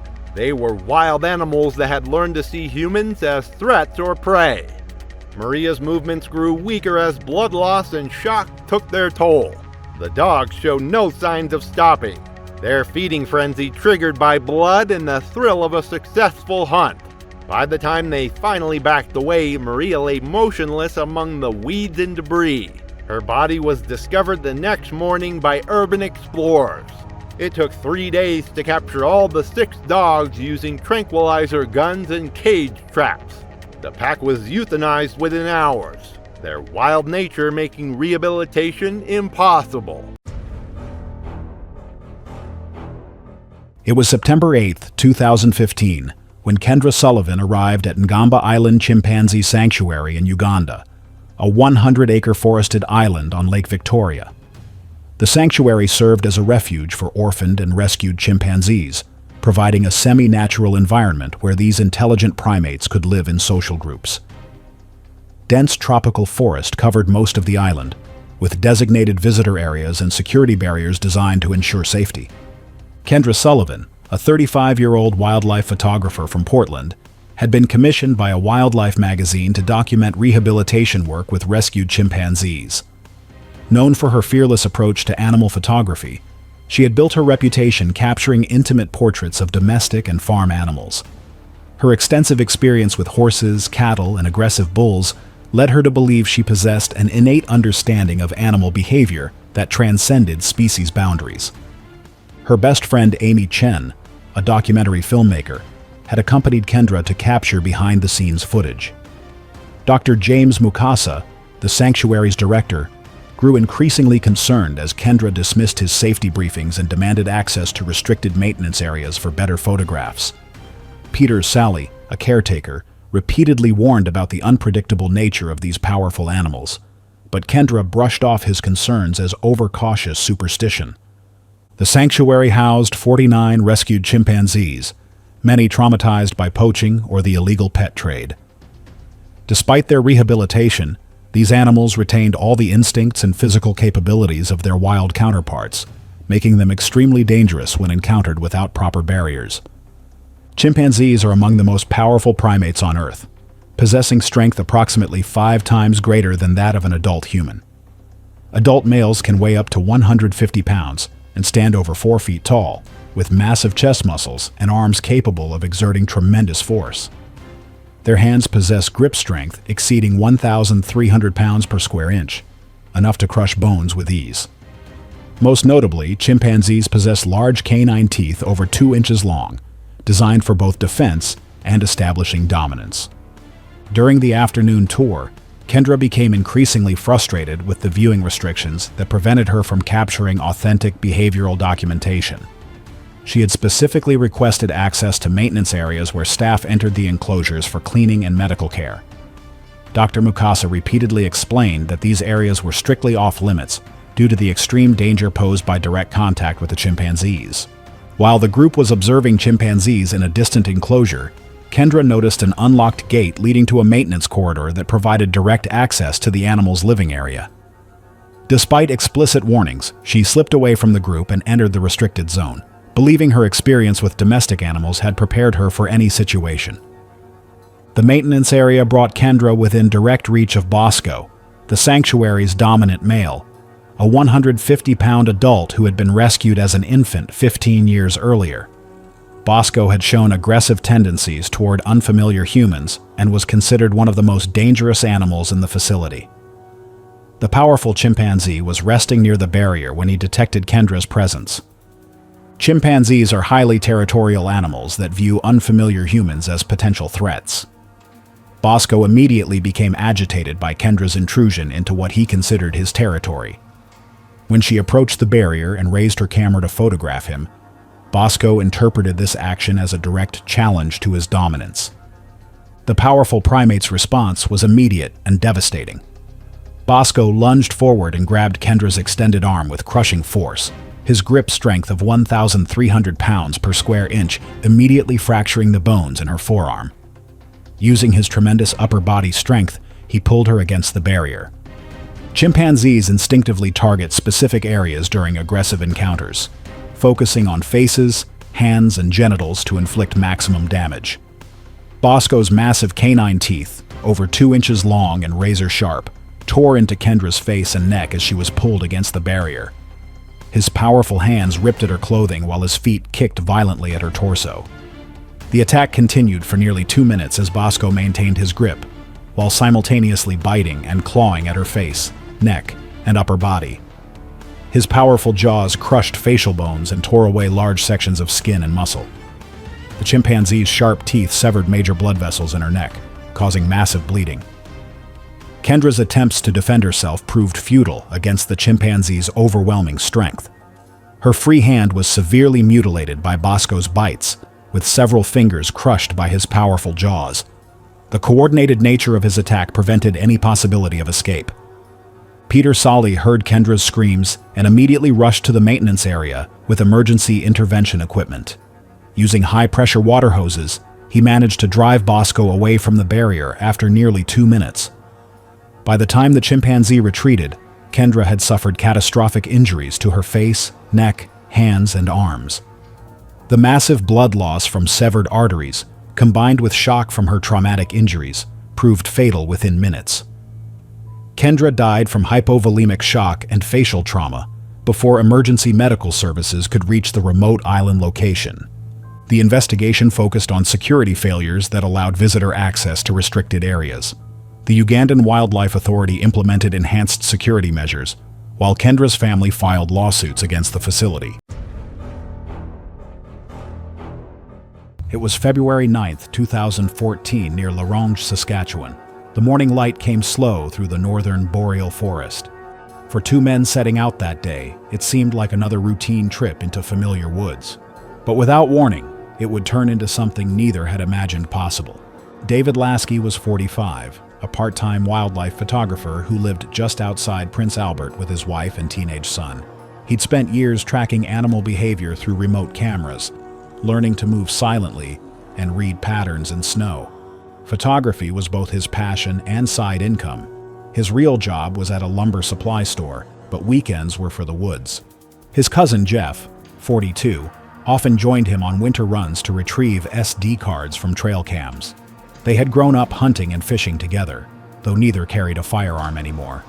That weekend, after a light snowfall, late-season hunger had made local deer scarce, and David wanted to check a set of cameras he'd left by a frozen creek north of Waskiesiu Lake.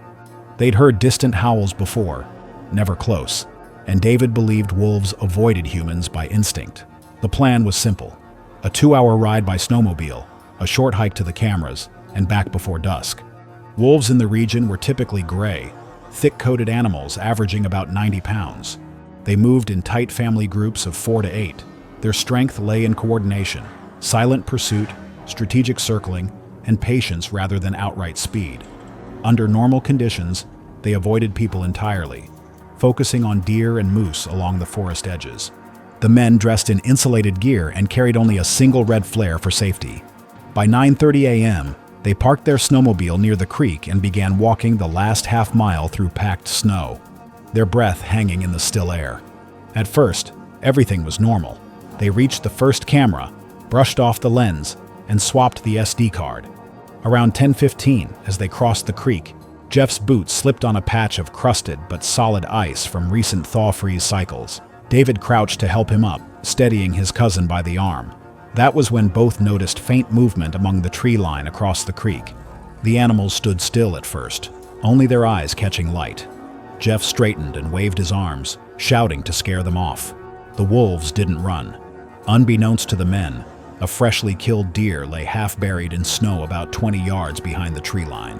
A cached carcass the wolves had dragged there the night before. The pack was food-stressed, defending the cache rather than hunting. They began to fan out slowly, forming a loose semicircle.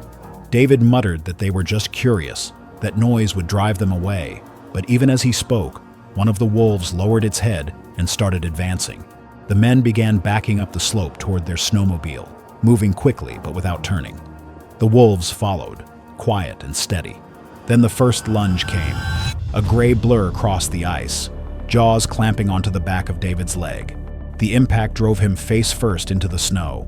Jeff spun and reached for the flare, but his gloves fumbled with the cap.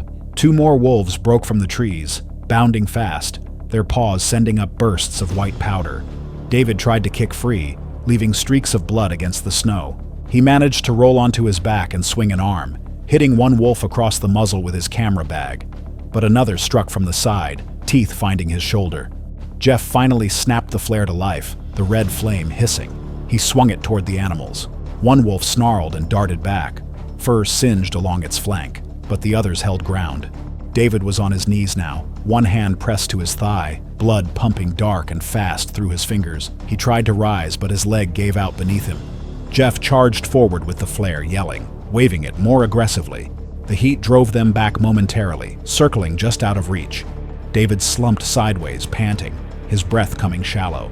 The flare burned steady, hissing in Jeff's hand as he swung it in wide arcs, forcing the wolves to hesitate. They retreated into the trees, growling low as they vanished from sight. Jeff pressed on his cousin's wound, but it was too deep. Within a minute, the movement stopped. He pulled David's camera bag close and used his phone to call for help. Reception cut in and out, but a faint, intermittent signal reached a nearby ranger station. Authorities arrived about 40 minutes later by snowmobile. They found Jeff sitting beside the body, shaking uncontrollably. Wolf tracks surrounded the site in a broad ring, with drag marks leading back toward the tree line and the cached deer carcass. The official report listed cause of death as exsanguination from femoral artery trauma, consistent with large animal bites. Provincial conservation officers, assisted by federal wildlife agents, closed the area within the hour. Samples were taken from bite margins for DNA analysis, and the implicated pack was later trapped and relocated to a remote management zone north of Reindeer Lake. Wildlife biologists suggested the wolves had been defending a food cache, not actively hunting, but the distinction mattered little to those who saw the aftermath. It was December 9th, 2018, and the hillside community of Canyon Vista in suburban Los Angeles was experiencing an unusually warm winter evening. The residential development, built where urban sprawl met the wild chaparral of the Santa Monica Mountains, featured homes perched on steep slopes with spectacular views of the city below. Kevin Chen, a 16-year-old high school junior and varsity basketball player, was running late after practice and decided to take his usual shortcut through an undeveloped lot rather than follow the longer route along the main road. Kevin was an honor student and star athlete who balanced academic excellence with athletic achievement, earning recognition as one of his school's most promising college prospects. He lived with his parents and younger sister in a modern home that backed up against the natural open space that made Canyon Vista such a desirable address. Kevin often used the informal trails and vacant lots to move quickly between his home and school, a practice that had never caused any problems during his 4 years in the neighborhood.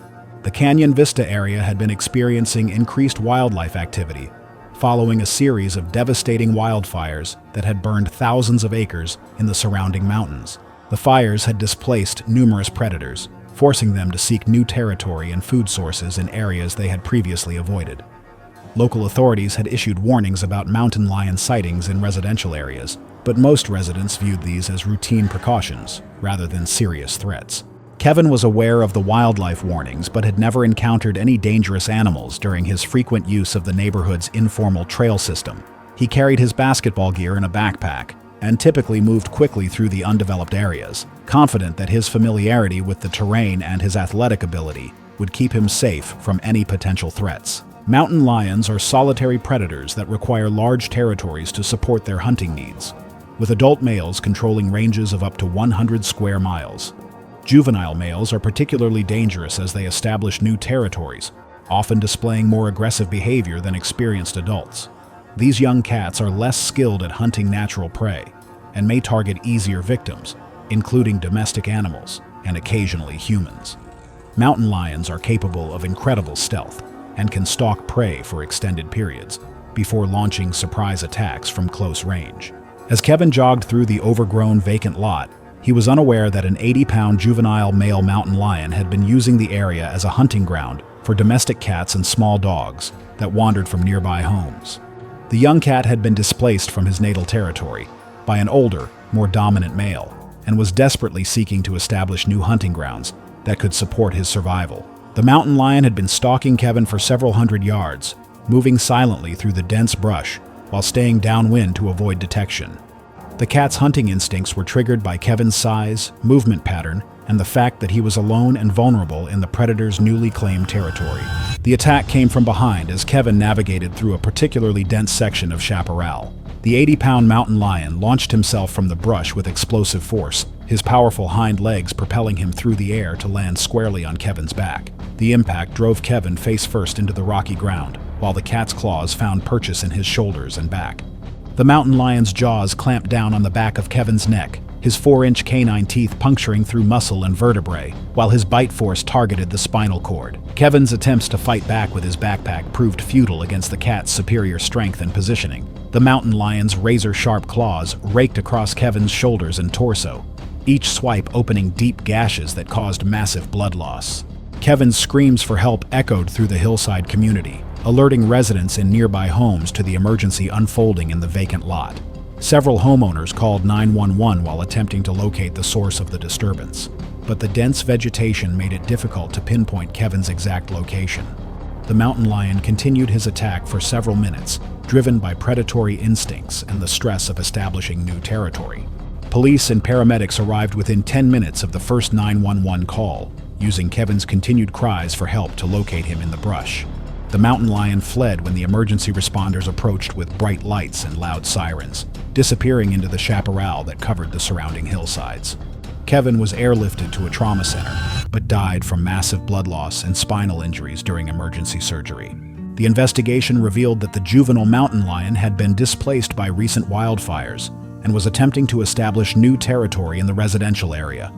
Wildlife officers tracked and euthanized the cat the following day, determining that his aggressive behavior toward humans made him unsuitable for relocation. Kevin's death prompted the city to fence off all vacant lots in hillside communities and develop new wildlife management protocols for areas where urban development meets natural habitat. The Canyon Vista community implemented comprehensive safety measures including motion sensor lighting along all informal trails, emergency communication systems, and mandatory wildlife awareness training for all residents. Kevin's family established a memorial foundation to support wildlife safety education and habitat preservation programs that reduce human-wildlife conflicts. It was November 3rd, 2015, and the sprawling grounds of Lone Star Exotic Ranch stretched across 300 acres of East Texas countryside, where wealthy clients paid premium prices for once-in-a-lifetime photo sessions with dangerous predators. The private facility operated in the shadows of legitimate wildlife conservation, offering interactions that accredited zoos would never permit. The afternoon sun cast long shadows across custom-built enclosures housing tigers, lions, and other big cats acquired through questionable channels. Brandon Walsh, a 27-year-old personal trainer from Houston, had discovered the ranch through word-of-mouth recommendations from clients who had visited similar facilities. Brandon was passionate about fitness and adventure, always seeking new challenges that would test his physical and mental limits. He had saved money for months to afford this unique experience, viewing it as the ultimate test of his courage and confidence around dangerous animals. Brandon had built his personal training business through dedication and hard work, developing a reputation for helping clients overcome their fears and achieve seemingly impossible fitness goals.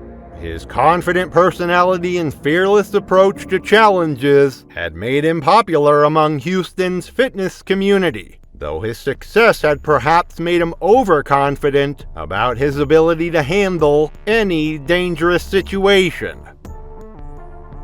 That afternoon, Brandon had paid the ranch's exorbitant fee for a private photo session with Sasha, a 300-pound female Bengal tiger who had been hand-raised from a cub. The ranch owner, a former circus trainer with decades of experience handling big cats, had agreed to supervise the session while repeatedly emphasizing the extreme dangers involved. Bengal tigers are among the world's most powerful predators, with adult females weighing up to 350 pounds and possessing incredible strength, speed, and hunting instincts that remain sharp regardless of human contact. These magnificent cats are solitary, territorial animals that can become extremely aggressive when their personal space is violated.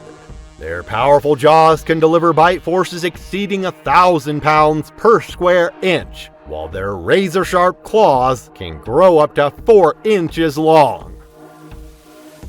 The photo session began with Brandon positioned outside Sasha's enclosure, capturing dramatic shots of himself posed near the massive predator while maintaining the safety barrier between them. However, Brandon quickly became frustrated with the distance, believing he needed closer contact to create the dramatic photos he had envisioned. Brandon convinced the ranch owner to allow him closer access to Sasha, arguing that his physical conditioning and confident energy would keep the tiger calm during the shoot. Against his better judgment and all established safety protocols, the owner agreed to let Brandon enter a smaller holding area adjacent to Sasha's main enclosure. The holding area was separated from Sasha's territory by only a chain link barrier, bringing Brandon within arm's reach of the massive predator. Brandon began posing for his camera, which was mounted on a tripod and set to take photos automatically. Brandon's fatal mistake was crouching down next to the barrier and extending his hand towards Sasha, believing that his confident demeanor would demonstrate his dominance over the apex predator. The tiger's ears flattened slightly against her massive head, and her tail began twitching with increasing frequency. Sasha's attack was swift and devastating. The moment Brandon moved suddenly to adjust his pose for another photo, the tiger's hunting instincts activated with explosive force. Sasha launched herself at the barrier with tremendous power, her massive paws striking the chain-link fencing while her razor-sharp claws found purchase on Brandon's extended arm. The tiger's incredible strength pulled Brandon against the barrier, while her powerful jaws snapped at his position through the fencing. The tiger's claws raked across Brandon's arm and shoulder, opening deep gashes that immediately began bleeding profusely, while her crushing grip prevented any possibility of retreat. The ranch owner rushed to intervene, using emergency protocols to distract Sasha and force her to release her grip on Brandon. However, the tiger's claws had already caused catastrophic damage to Brandon's arm and shoulder, severing major arteries and causing massive blood loss that quickly overwhelmed his system. Brandon collapsed from shock and blood loss within minutes of the attack, his physical conditioning proving useless against injuries that no human could survive. Emergency responders arrived within 20 minutes, but Brandon had already died from massive trauma and blood loss. The investigation revealed that the ranch had been operating without proper permits and insurance, violating numerous state regulations regarding public safety around dangerous animals. Sasha was relocated to an accredited sanctuary with proper containment measures, while the facility was permanently closed by Texas wildlife authorities. Brandon's death sent shockwaves through the fitness community and prompted enhanced safety education about the dangers of using wild animals as props for photography. His family filed lawsuits against the facility, arguing that inadequate safety measures had contributed to the tragedy. It was August 19, 2013, and Missouri heat hung thick over Tommy Rodriguez's remote property, where the stench of neglect permeated every corner of his illegal breeding operation. At 45, Tommy had been running puppy mills for over a decade, but financial pressures had forced him to cut corners in ways that would ultimately cost him his life. The 20-acre property was a maze of makeshift kennels and converted sheds, housing nearly 80 dogs in various stages of breeding and neglect. Tommy specialized in popular breeds that commanded high prices from unsuspecting buyers who never saw the conditions their pets came from. But the real money came from the security side of his operation. 4 massive dogs patrolled the perimeter, 2 cane corsos weighing over 120 pounds each, and 2 mastiff mixes tipping the scales at nearly 140 pounds. These weren't pets or breeding stock.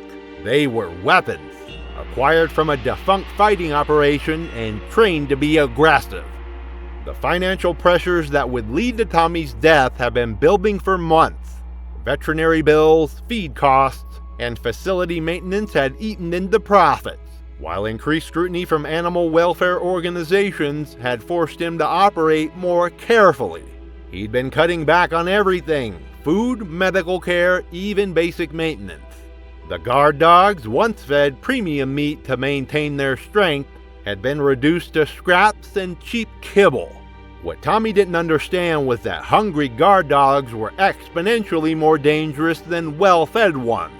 Hunger sharpened their predatory instincts, made them more territorial, and reduced their tolerance for human presence. The 4 animals that had once been content to patrol were now viewing everything on the property, including Tommy himself, as potential competition for scarce resources. The dogs had been showing signs of increased aggression for weeks. They'd begun fighting among themselves over food, marking territory more aggressively, and showing less deference to Tommy's commands. A smart operator would have recognized these warning signs, but Tommy was desperate, distracted, and dangerously overconfident. On that sweltering August night, Tommy made his final rounds of the property, checking on breeding females and security systems. It was past midnight and the Missouri countryside was silent except for distant barking and the hum of inadequate ventilation fans. He carried a flashlight and a metal rod for moving aggressive animals, but his attention was focused on financial calculations rather than the danger lurking in the shadows. The guard dogs had been without food for 3 days, not by design, but because Tommy had been too busy dealing with a sick litter to maintain their feeding schedule. Their hunger had reached a critical point where survival instincts overrode years of conditioning. They were no longer guard dogs protecting property. They were predators looking for their next meal. Tommy's mistake was approaching the area where he kept the guard dogs without proper precautions. Normally, he would have fed them first, ensuring their compliance before entering their territory. But financial stress and exhaustion had made him careless, and he walked directly into their domain, carrying nothing but a flashlight and false confidence. The attack began when Brutus, the larger cane corso, emerged from the shadows near the feeding area. His 125-pound frame moved with surprising silence, his massive head lowered in a hunting posture that Tommy should have recognized as a threat. Behind him came the others: Titan, the second cane corso, Rex, a 140-pound mastiff mix, and Scar, whose scarred muzzle told the story of his fighting background. Tommy realized the danger too late. As he turned to retreat, Brutus launched himself forward, his powerful jaws clamping down on Tommy's left thigh with crushing force. The impact drove Tommy to the ground, his flashlight spinning away into darkness as he screamed for help that would never come. The other 3 dogs joined the attack within seconds, their pack instincts fully engaged. Rex grabbed Tommy's right arm, his massive jaws crushing bone as he shook violently. Titan went for the torso, his teeth tearing through clothing and flesh with mechanical efficiency. Scar circled the attack, darting in to bite and retreat, his fighting experience evident in his tactical approach. Tommy's screams echoed across the empty countryside, but his nearest neighbor was over 2 miles away. The dogs worked with the coordination of experienced predators. Their attacks focused on disabling their prey rather than killing quickly. They had learned patience in their previous lives, and hunger had made them methodical in their violence. The assault continued for nearly 20 minutes, with the dogs taking turns feeding on Tommy while he was still alive. His struggles grew weaker as blood loss and shock took their toll, but the animals showed no mercy. They had been conditioned to view violence as normal, hunger as constant, and humans as either threats or food sources. By the time the dogs finally backed away, Tommy was beyond help. His body lay broken and partially consumed in the dirt near the feeding area, surrounded by the animals he had used to protect his illegal operation. The guard dogs retreated to different corners of the property, their hunger temporarily satisfied, but their aggressive nature unchanged. Tommy's body remained undiscovered for 3 weeks, during which time the dogs continued to feed on his remains while the rest of his breeding operation slowly collapsed. The other dogs, trapped in their kennels without food or water, began dying of starvation. The stench of death eventually attracted authorities investigating reports of animal cruelty. When sheriff's deputies finally arrived, they found a scene of unimaginable horror. Tommy's remains were scattered across the feeding area, while dozens of dead and dying dogs filled the makeshift kennels. The 4 guard dogs were shot on sight after showing aggressive behavior toward the responding officers. The investigation revealed the full extent of Tommy's illegal operation. Dozens of breeding females kept in deplorable conditions, puppies dying from disease and neglect, and financial records showing he'd been selling sick animals to unsuspecting buyers across multiple states. The surviving dogs were euthanized due to their poor health and aggressive conditioning. Tommy's death marked the end of one of Missouri's largest illegal puppy mills, but it came at a cost that extended far beyond his own life. The animals he'd exploited for profit had ultimately become his executioners, their hunger and desperation turning them into the very monsters he tried to create. It was August 22, 2014, and the exclusive Cypress Point community on the edge of the Florida Everglades was shimmering in the intense heat of a summer afternoon. The gated development, built on reclaimed wetlands and featuring artificial lakes and water features throughout its manicured landscape, represented the pinnacle of luxury living in South Florida.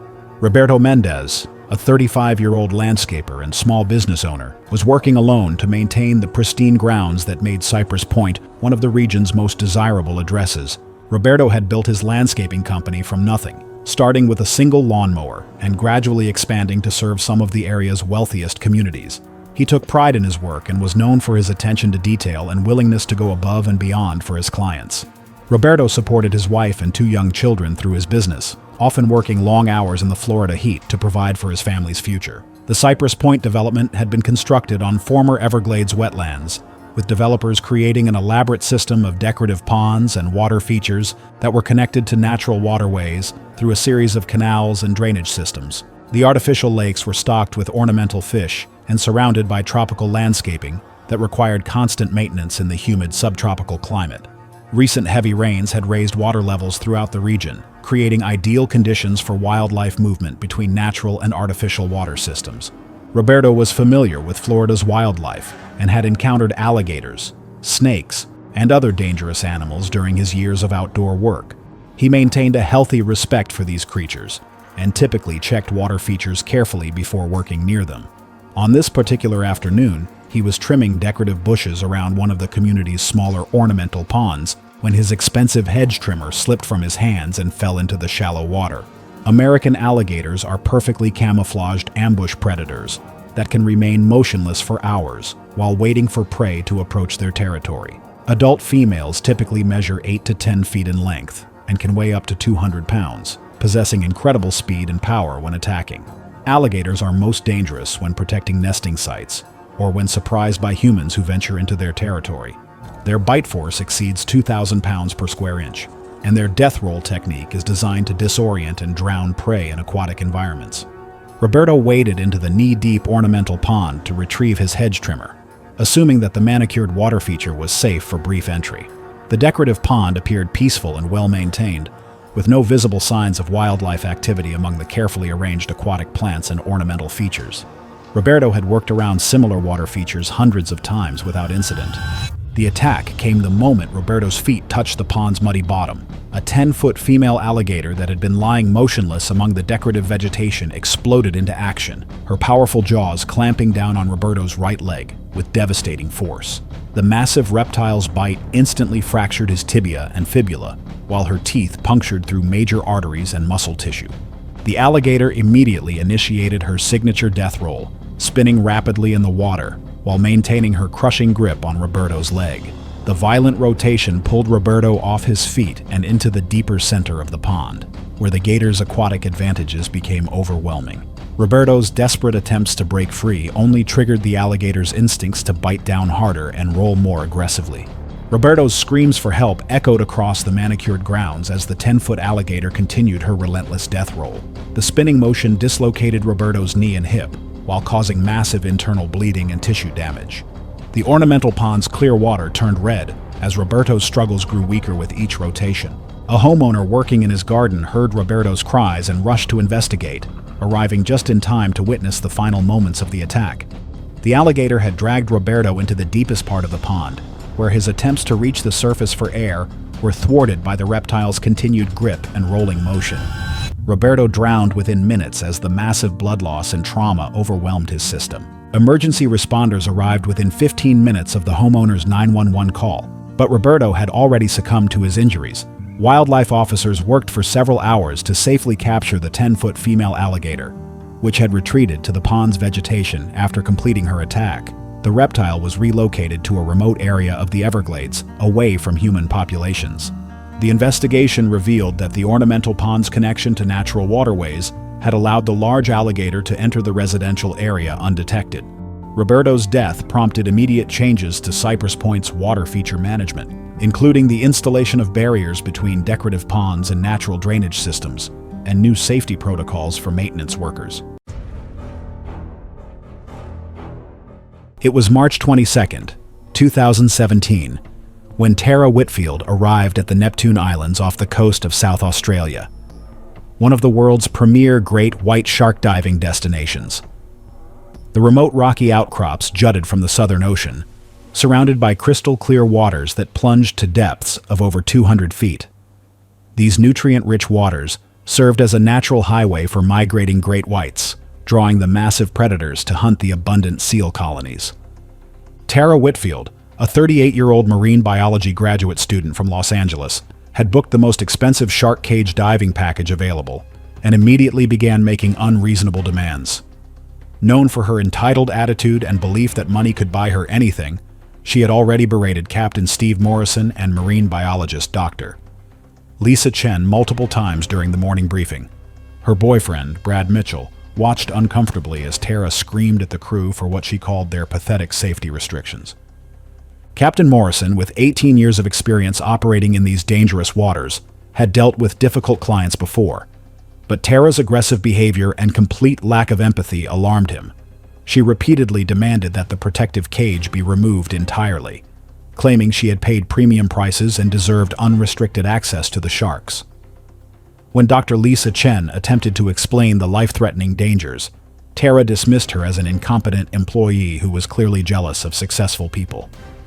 Tara had convinced herself that her graduate student status and expensive booking fee entitled her to special treatment. She threatened to destroy the company's reputation online and file lawsuits if the crew didn't provide her with the extreme experience she demanded.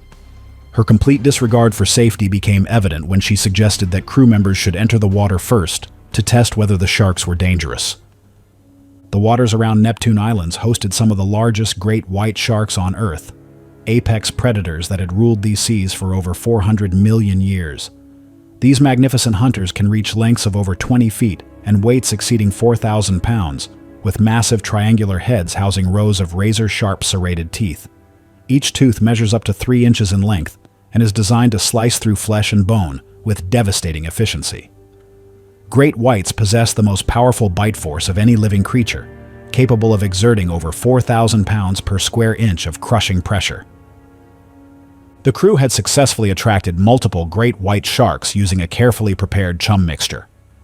Among the responding predators was a massive 18-foot female, estimated to weigh over 4,000 pounds, that had been feeding aggressively on the bait. The enormous shark displayed classic hunting behaviors, circling the boat with calculated precision while investigating the steel diving cage. Before entering the water, Tara secretly loosened the connections on her diving regulator, planning to create a fake equipment malfunction that would justify exiting the protective cage. She believed she was clever enough to manipulate the situation to get the unrestricted shark access she felt entitled to. Once submerged in the protective cage, Tara immediately began signaling fake distress to the surface crew, pointing frantically at her sabotaged regulator. Captain Morrison initiated emergency procedures to bring her to the surface, but instead of ascending, Tara swam away from the cage toward the feeding sharks, believing her superior intelligence made her invulnerable. Her erratic swimming movements created the exact type of distressed prey behavior that triggers great white hunting instincts. The massive female great white detected Tara's panicked swimming immediately and abandoned the chum bait to investigate this new potential prey. The enormous predator approached from below at speeds exceeding 25 miles per hour. The shark's assault was swift and devastating. Rising from the depths like a living torpedo, the great white struck Tara from below with tremendous force, its massive jaws opening to reveal rows of gleaming serrated teeth. The impact drove Tara upward as the shark's jaws clamped down around her torso with bone-crushing pressure. The razor-sharp teeth sliced through her wetsuit and deep into her chest and abdomen.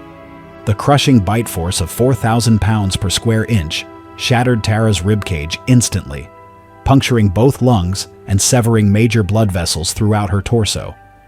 The shark's powerful jaw muscles continued applying pressure while its head thrashed violently from side to side, the signature feeding behavior that allows great whites to tear away large chunks of flesh. The violent shaking motion severed Tara's body at the waist, separating her upper and lower torso as massive amounts of blood clouded the surrounding water. The feeding behavior continued for several more seconds as the shark consumed portions of her body before disappearing into the depths. Tara died within seconds from massive blood loss, traumatic shock, and the complete destruction of vital organs. Her entitled belief that money and demands could override natural predator behavior had proven fatally wrong.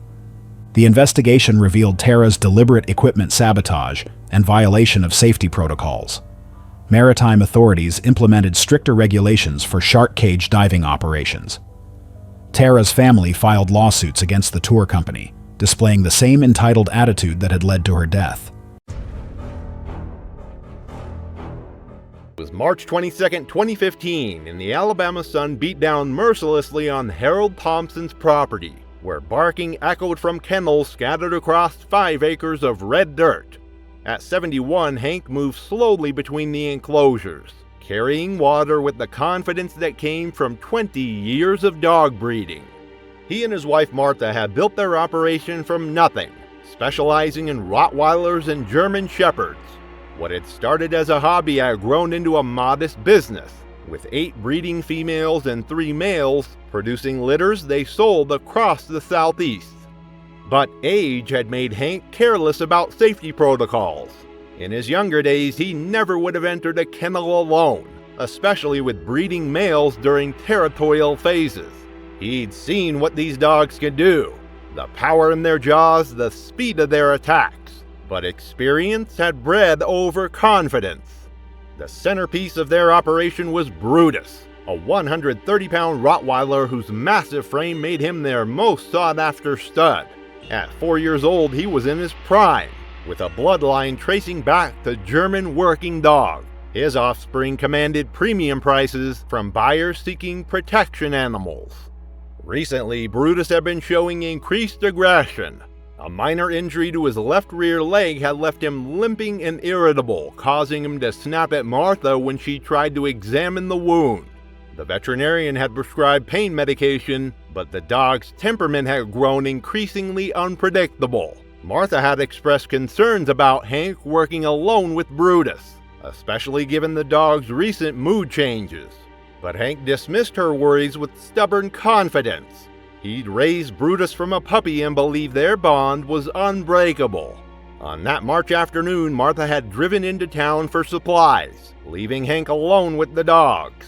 The kennels needed cleaning, water bowls required filling, work Hank had done thousands of times before.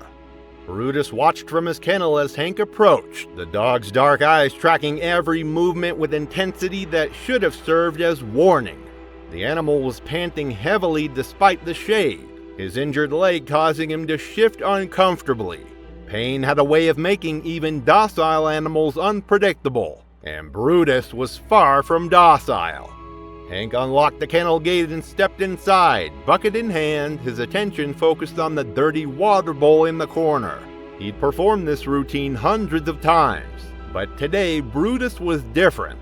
The dog's ears were pinned back, his tail held low, his massive body coiled with tension. As Hank bent down to clean the water bowl, his back turned to the dog, Brutus made his decision. There was no growling, no warning. Just 130 pounds of muscle launching through the air with devastating force. The impact drove Hank face first into the concrete floor, his bucket clattering away as Brutus's jaws found their target. The dog's teeth sank deep into Hank's throat, crushing his windpipe and severing major blood vessels in a single catastrophic bite. Hank's hands clawed desperately at the animal's massive head, but Brutus had locked on with predatory determination. The dog's powerful neck muscles allowed him to shake violently, tearing through tissue and bone with mechanical efficiency. Hank's screams were cut short by the damage to his throat, replaced by a wet, gurgling sound that grew weaker by the second. Blood pooled beneath his body as Brutus continued his attack, driven by instincts bred into his lineage for generations. The assault lasted less than 3 minutes, but the damage was irreversible. When Brutus finally released his grip, Hank lay motionless on the kennel floor, his life ebbing away in the Alabama heat. Martha returned home 2 hours later to find the property strangely quiet. She called out for Hank as she walked toward the kennels, but received no response. When she rounded the corner and saw Brutus standing guard over her husband's body, the full horror became clear. The dog's reaction to Martha's presence was immediate and threatening. He positioned himself between her and Hank's body, his lips pulled back in a snarl. Martha backed away slowly, dialing 911 from her truck. Sheriff's deputies arrived within 20 minutes, but Brutus refused to allow anyone near Hank's body. After consulting with animal control, the decision was made to shoot Brutus rather than risk additional casualties. The massive Rottweiler died with 3 bullets in his chest. The investigation concluded that Hank's death was a tragic accident caused by his failure to recognize warning signs of an aggressive, injured animal. The breeding operation was shut down, the remaining dogs relocated, and Martha was left to grieve both her husband and the animal that had been part of their family. It was September 3rd, 2013, near the Toklat River in Denali National Park, Alaska. By early afternoon, the wind had dropped, and the landscape stood still, open and silent. From a distance, it looked calm, a place where nothing could happen quickly, but the quiet there was deceptive.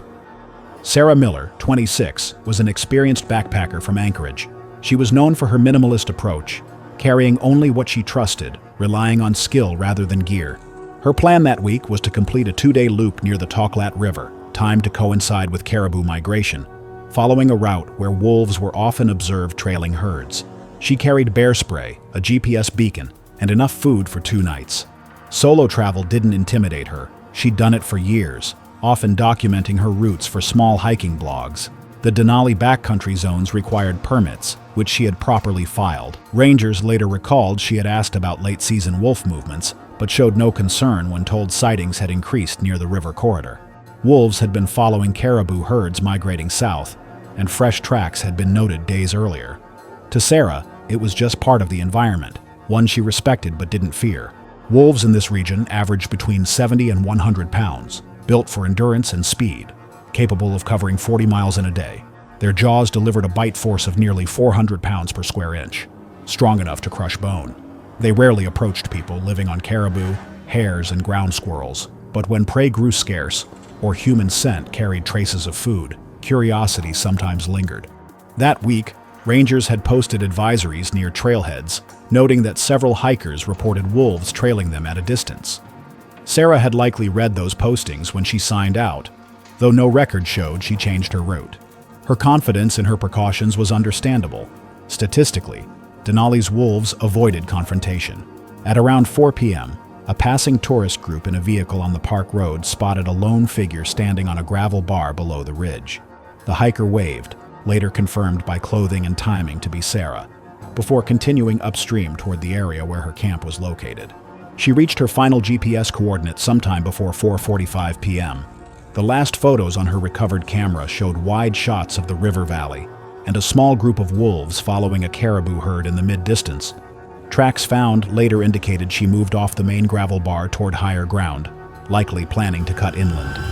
The first sign of struggle began about half a mile from her tent. Her GPS unit recorded erratic movement, rapid looping, then a sudden stop. Investigators reconstructed what happened next through physical evidence and predator behavior analysis. The wolves had diverted toward her position once the herd passed out of sight. Sarah likely saw them at a distance, as she deployed her bear spray once. Residue was detected on nearby vegetation. Wind readings that afternoon showed a westward shift, causing partial blowback of the spray mist. It worked briefly, driving the wolves about 20 feet back before the cloud dispersed. They began to circle again, emboldened by the fading chemical scent.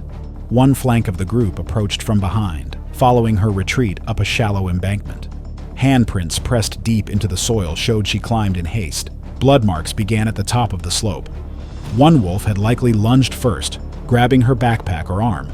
The straps were torn clean through, consistent with a pulling force rather than a cut. A second wolf joined, aiming lower, its bite breaking the skin along her thigh. She tried to fight back. The spray canister lay spent beside her pack, but the group coordinated, one attacking from the rear, the others darting forward. The ground at the site was churned with soil and hair, suggesting several minutes of movement before she was forced down. Analysis of tissue marks later revealed crushing bites to the neck and shoulder consistent with a killing grip, the kind wolves use to suffocate large prey.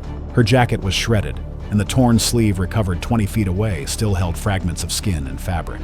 Search efforts began that night, with both ground crews and a helicopter dispatched after rangers noted her vehicle unmoved.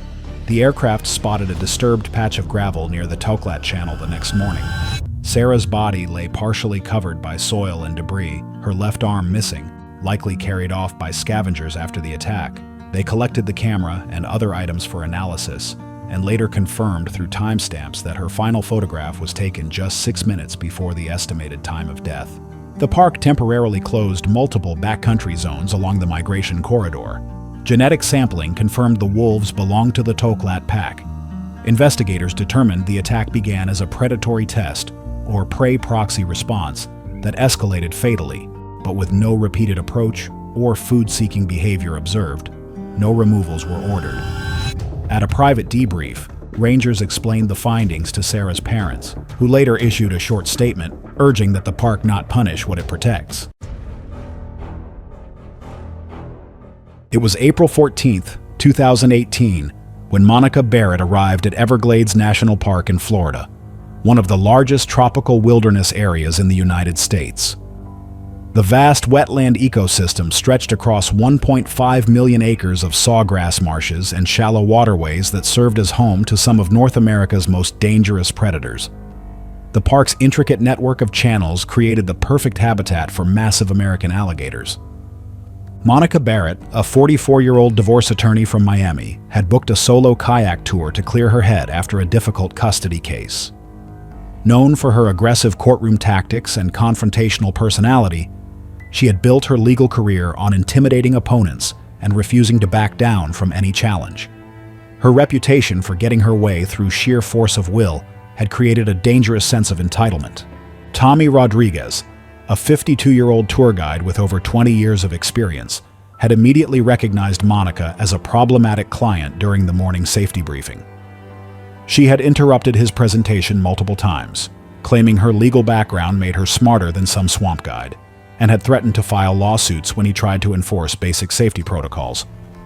Park ranger Sarah Kim had also attempted to explain the dangers of alligator nesting season, but Monica dismissed her warnings as government overreach. The timing of Monica's visit coincided with peak alligator breeding season, when territorial males become extremely aggressive and protective of their nesting areas. During this period, park officials typically restrict access to certain waterways and post warning signs throughout the most dangerous zones. American alligators are among North America's most formidable apex predators, with adult males reaching lengths of up to 14 feet and weights exceeding 1,000 pounds. These ancient reptiles possess one of the most powerful bite forces in the animal kingdom, capable of exerting over 3,000 pounds per square inch of crushing pressure. Their massive jaws contain 74 to 80 razor-sharp teeth designed for gripping and crushing prey. Alligators can remain motionless for hours before exploding into action with lightning speed. During the guided tour, Tommy repeatedly warned about staying within designated channels due to active alligator nesting season.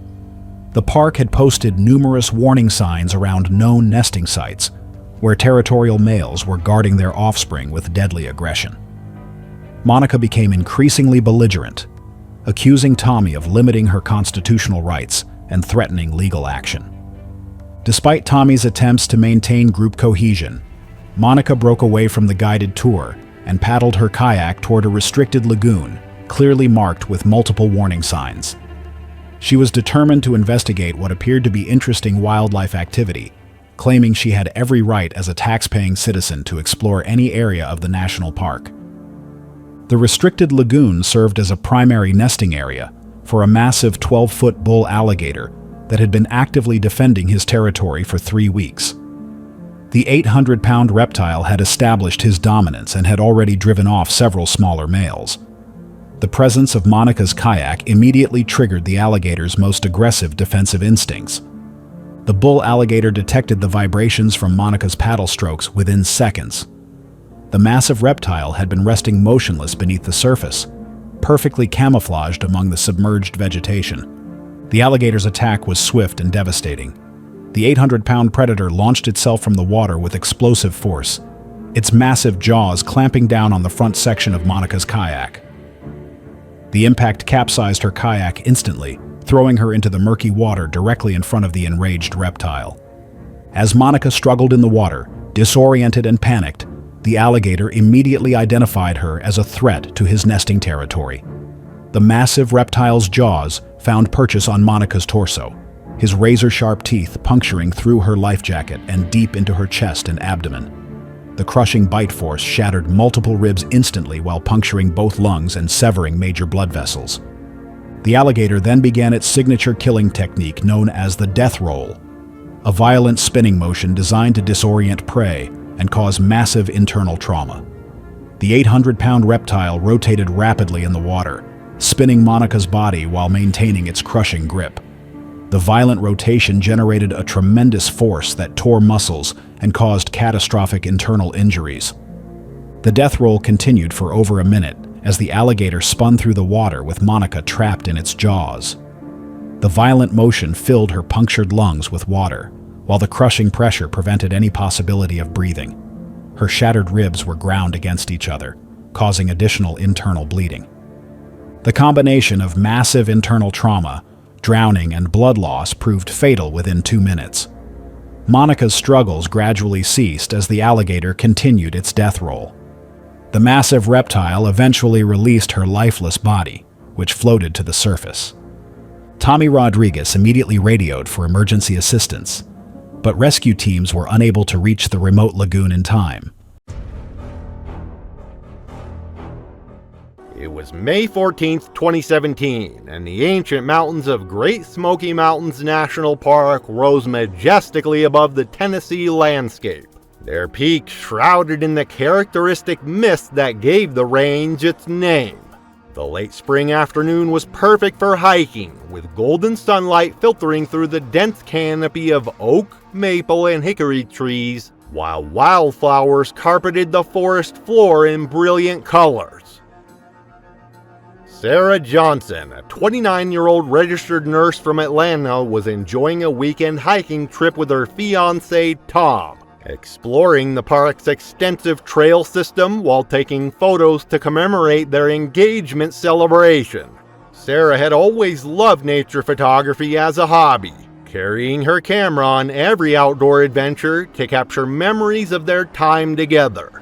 Her medical background had given her a practical understanding of emergency situations, but her experience with dangerous wildlife was limited. Sarah had been hiking throughout the Southeast for over 5 years, building her confidence and wilderness skills through countless weekend adventures with Tom. She worked long shifts at Grady Hospital's emergency department, and these mountain getaways provided essential stress relief from her demanding career saving lives in one of Atlanta's busiest trauma centers. That afternoon, Sarah and Tom were hiking through a remote alpine meadow when they discovered something extraordinary. 2 black bear cubs playing in the tall grass while their mother was nowhere to be seen. Sarah immediately recognized this as a once-in-a-lifetime photo opportunity that would create incredible memories of their engagement trip. Black bears are North America's most common bear species, but mother bears with cubs become exponentially more aggressive and territorial than solitary individuals. Female bears will attack without warning to defend their young, viewing any human presence near their cubs as a mortal threat that must be eliminated immediately. Mother bears possess incredible strength and speed, capable of running up to 30 miles per hour through dense forest terrain. Sarah began photographing the adorable cubs from what she believed was a safe distance, but her excitement at capturing such rare footage led her to gradually move closer for better shots. Tom repeatedly urged her to maintain distance and leave the area, but Sarah was convinced that the mother bear was not nearby. The cubs continued their playful behavior, wrestling and tumbling through the meadow grass, while Sarah documented their every move. Her photography session continued for nearly 10 minutes, as she captured dozens of images. Sarah's fatal mistake was positioning herself between the cubs and their natural escape route to the forest edge. As she moved to get a better angle for her shots, she unknowingly blocked the path the cubs would take to reach safety if threatened. This positioning triggered the protective instincts of their mother, who had been watching from the tree line. The mother bear's charge from the forest was swift and terrifying. The 200-pound female covered the distance to Sarah's position in seconds, her powerful legs propelling her massive frame with surprising speed, while her territorial fury focused entirely on eliminating the perceived threat to her cubs. Sarah attempted to retreat when she saw the charging bear, but her foot caught on the fallen log and she tumbled backward while still clutching her camera. The mother bear reached Sarah's position before she could regain her footing, striking her with bone-crushing force. The bear's massive paw connected with Sarah's back, her razor-sharp claws raking across Sarah's spine and shoulders, while the impact shattered several ribs. Sarah's camera flew from her grip as the bear's enormous weight pinned her to the ground, her attempts to call for help silenced by the crushing pressure on her chest. The mother bear's powerful jaws clamped down on Sarah's neck, her crushing bite force fracturing vertebrae and severing vital arteries. The bear's protective instincts drove her to continue the assault until she was certain the threat to her cubs had been completely eliminated. Within minutes, Sarah's movement ceased as the mother bear's brutal assault proved fatal. The protective mother remained near Sarah's body for several more minutes, ensuring the threat was neutralized before gathering her cubs and disappearing into the dense forest. Park rangers arrived over an hour later in response to Tom's emergency call, but Sarah was already dead from massive trauma. The bear family was tracked but left undisturbed, as wildlife officials determined the mother had been acting within normal protective behavioral patterns when defending her young. Sarah's death devastated the hiking community and prompted enhanced educational programs about wildlife safety and proper distance protocols. Her family established a foundation promoting wilderness safety education, ensuring her passion for conservation would continue through enhanced protection for both wildlife and outdoor enthusiasts. Thanks for watching. Want to watch more? Click on your screen now.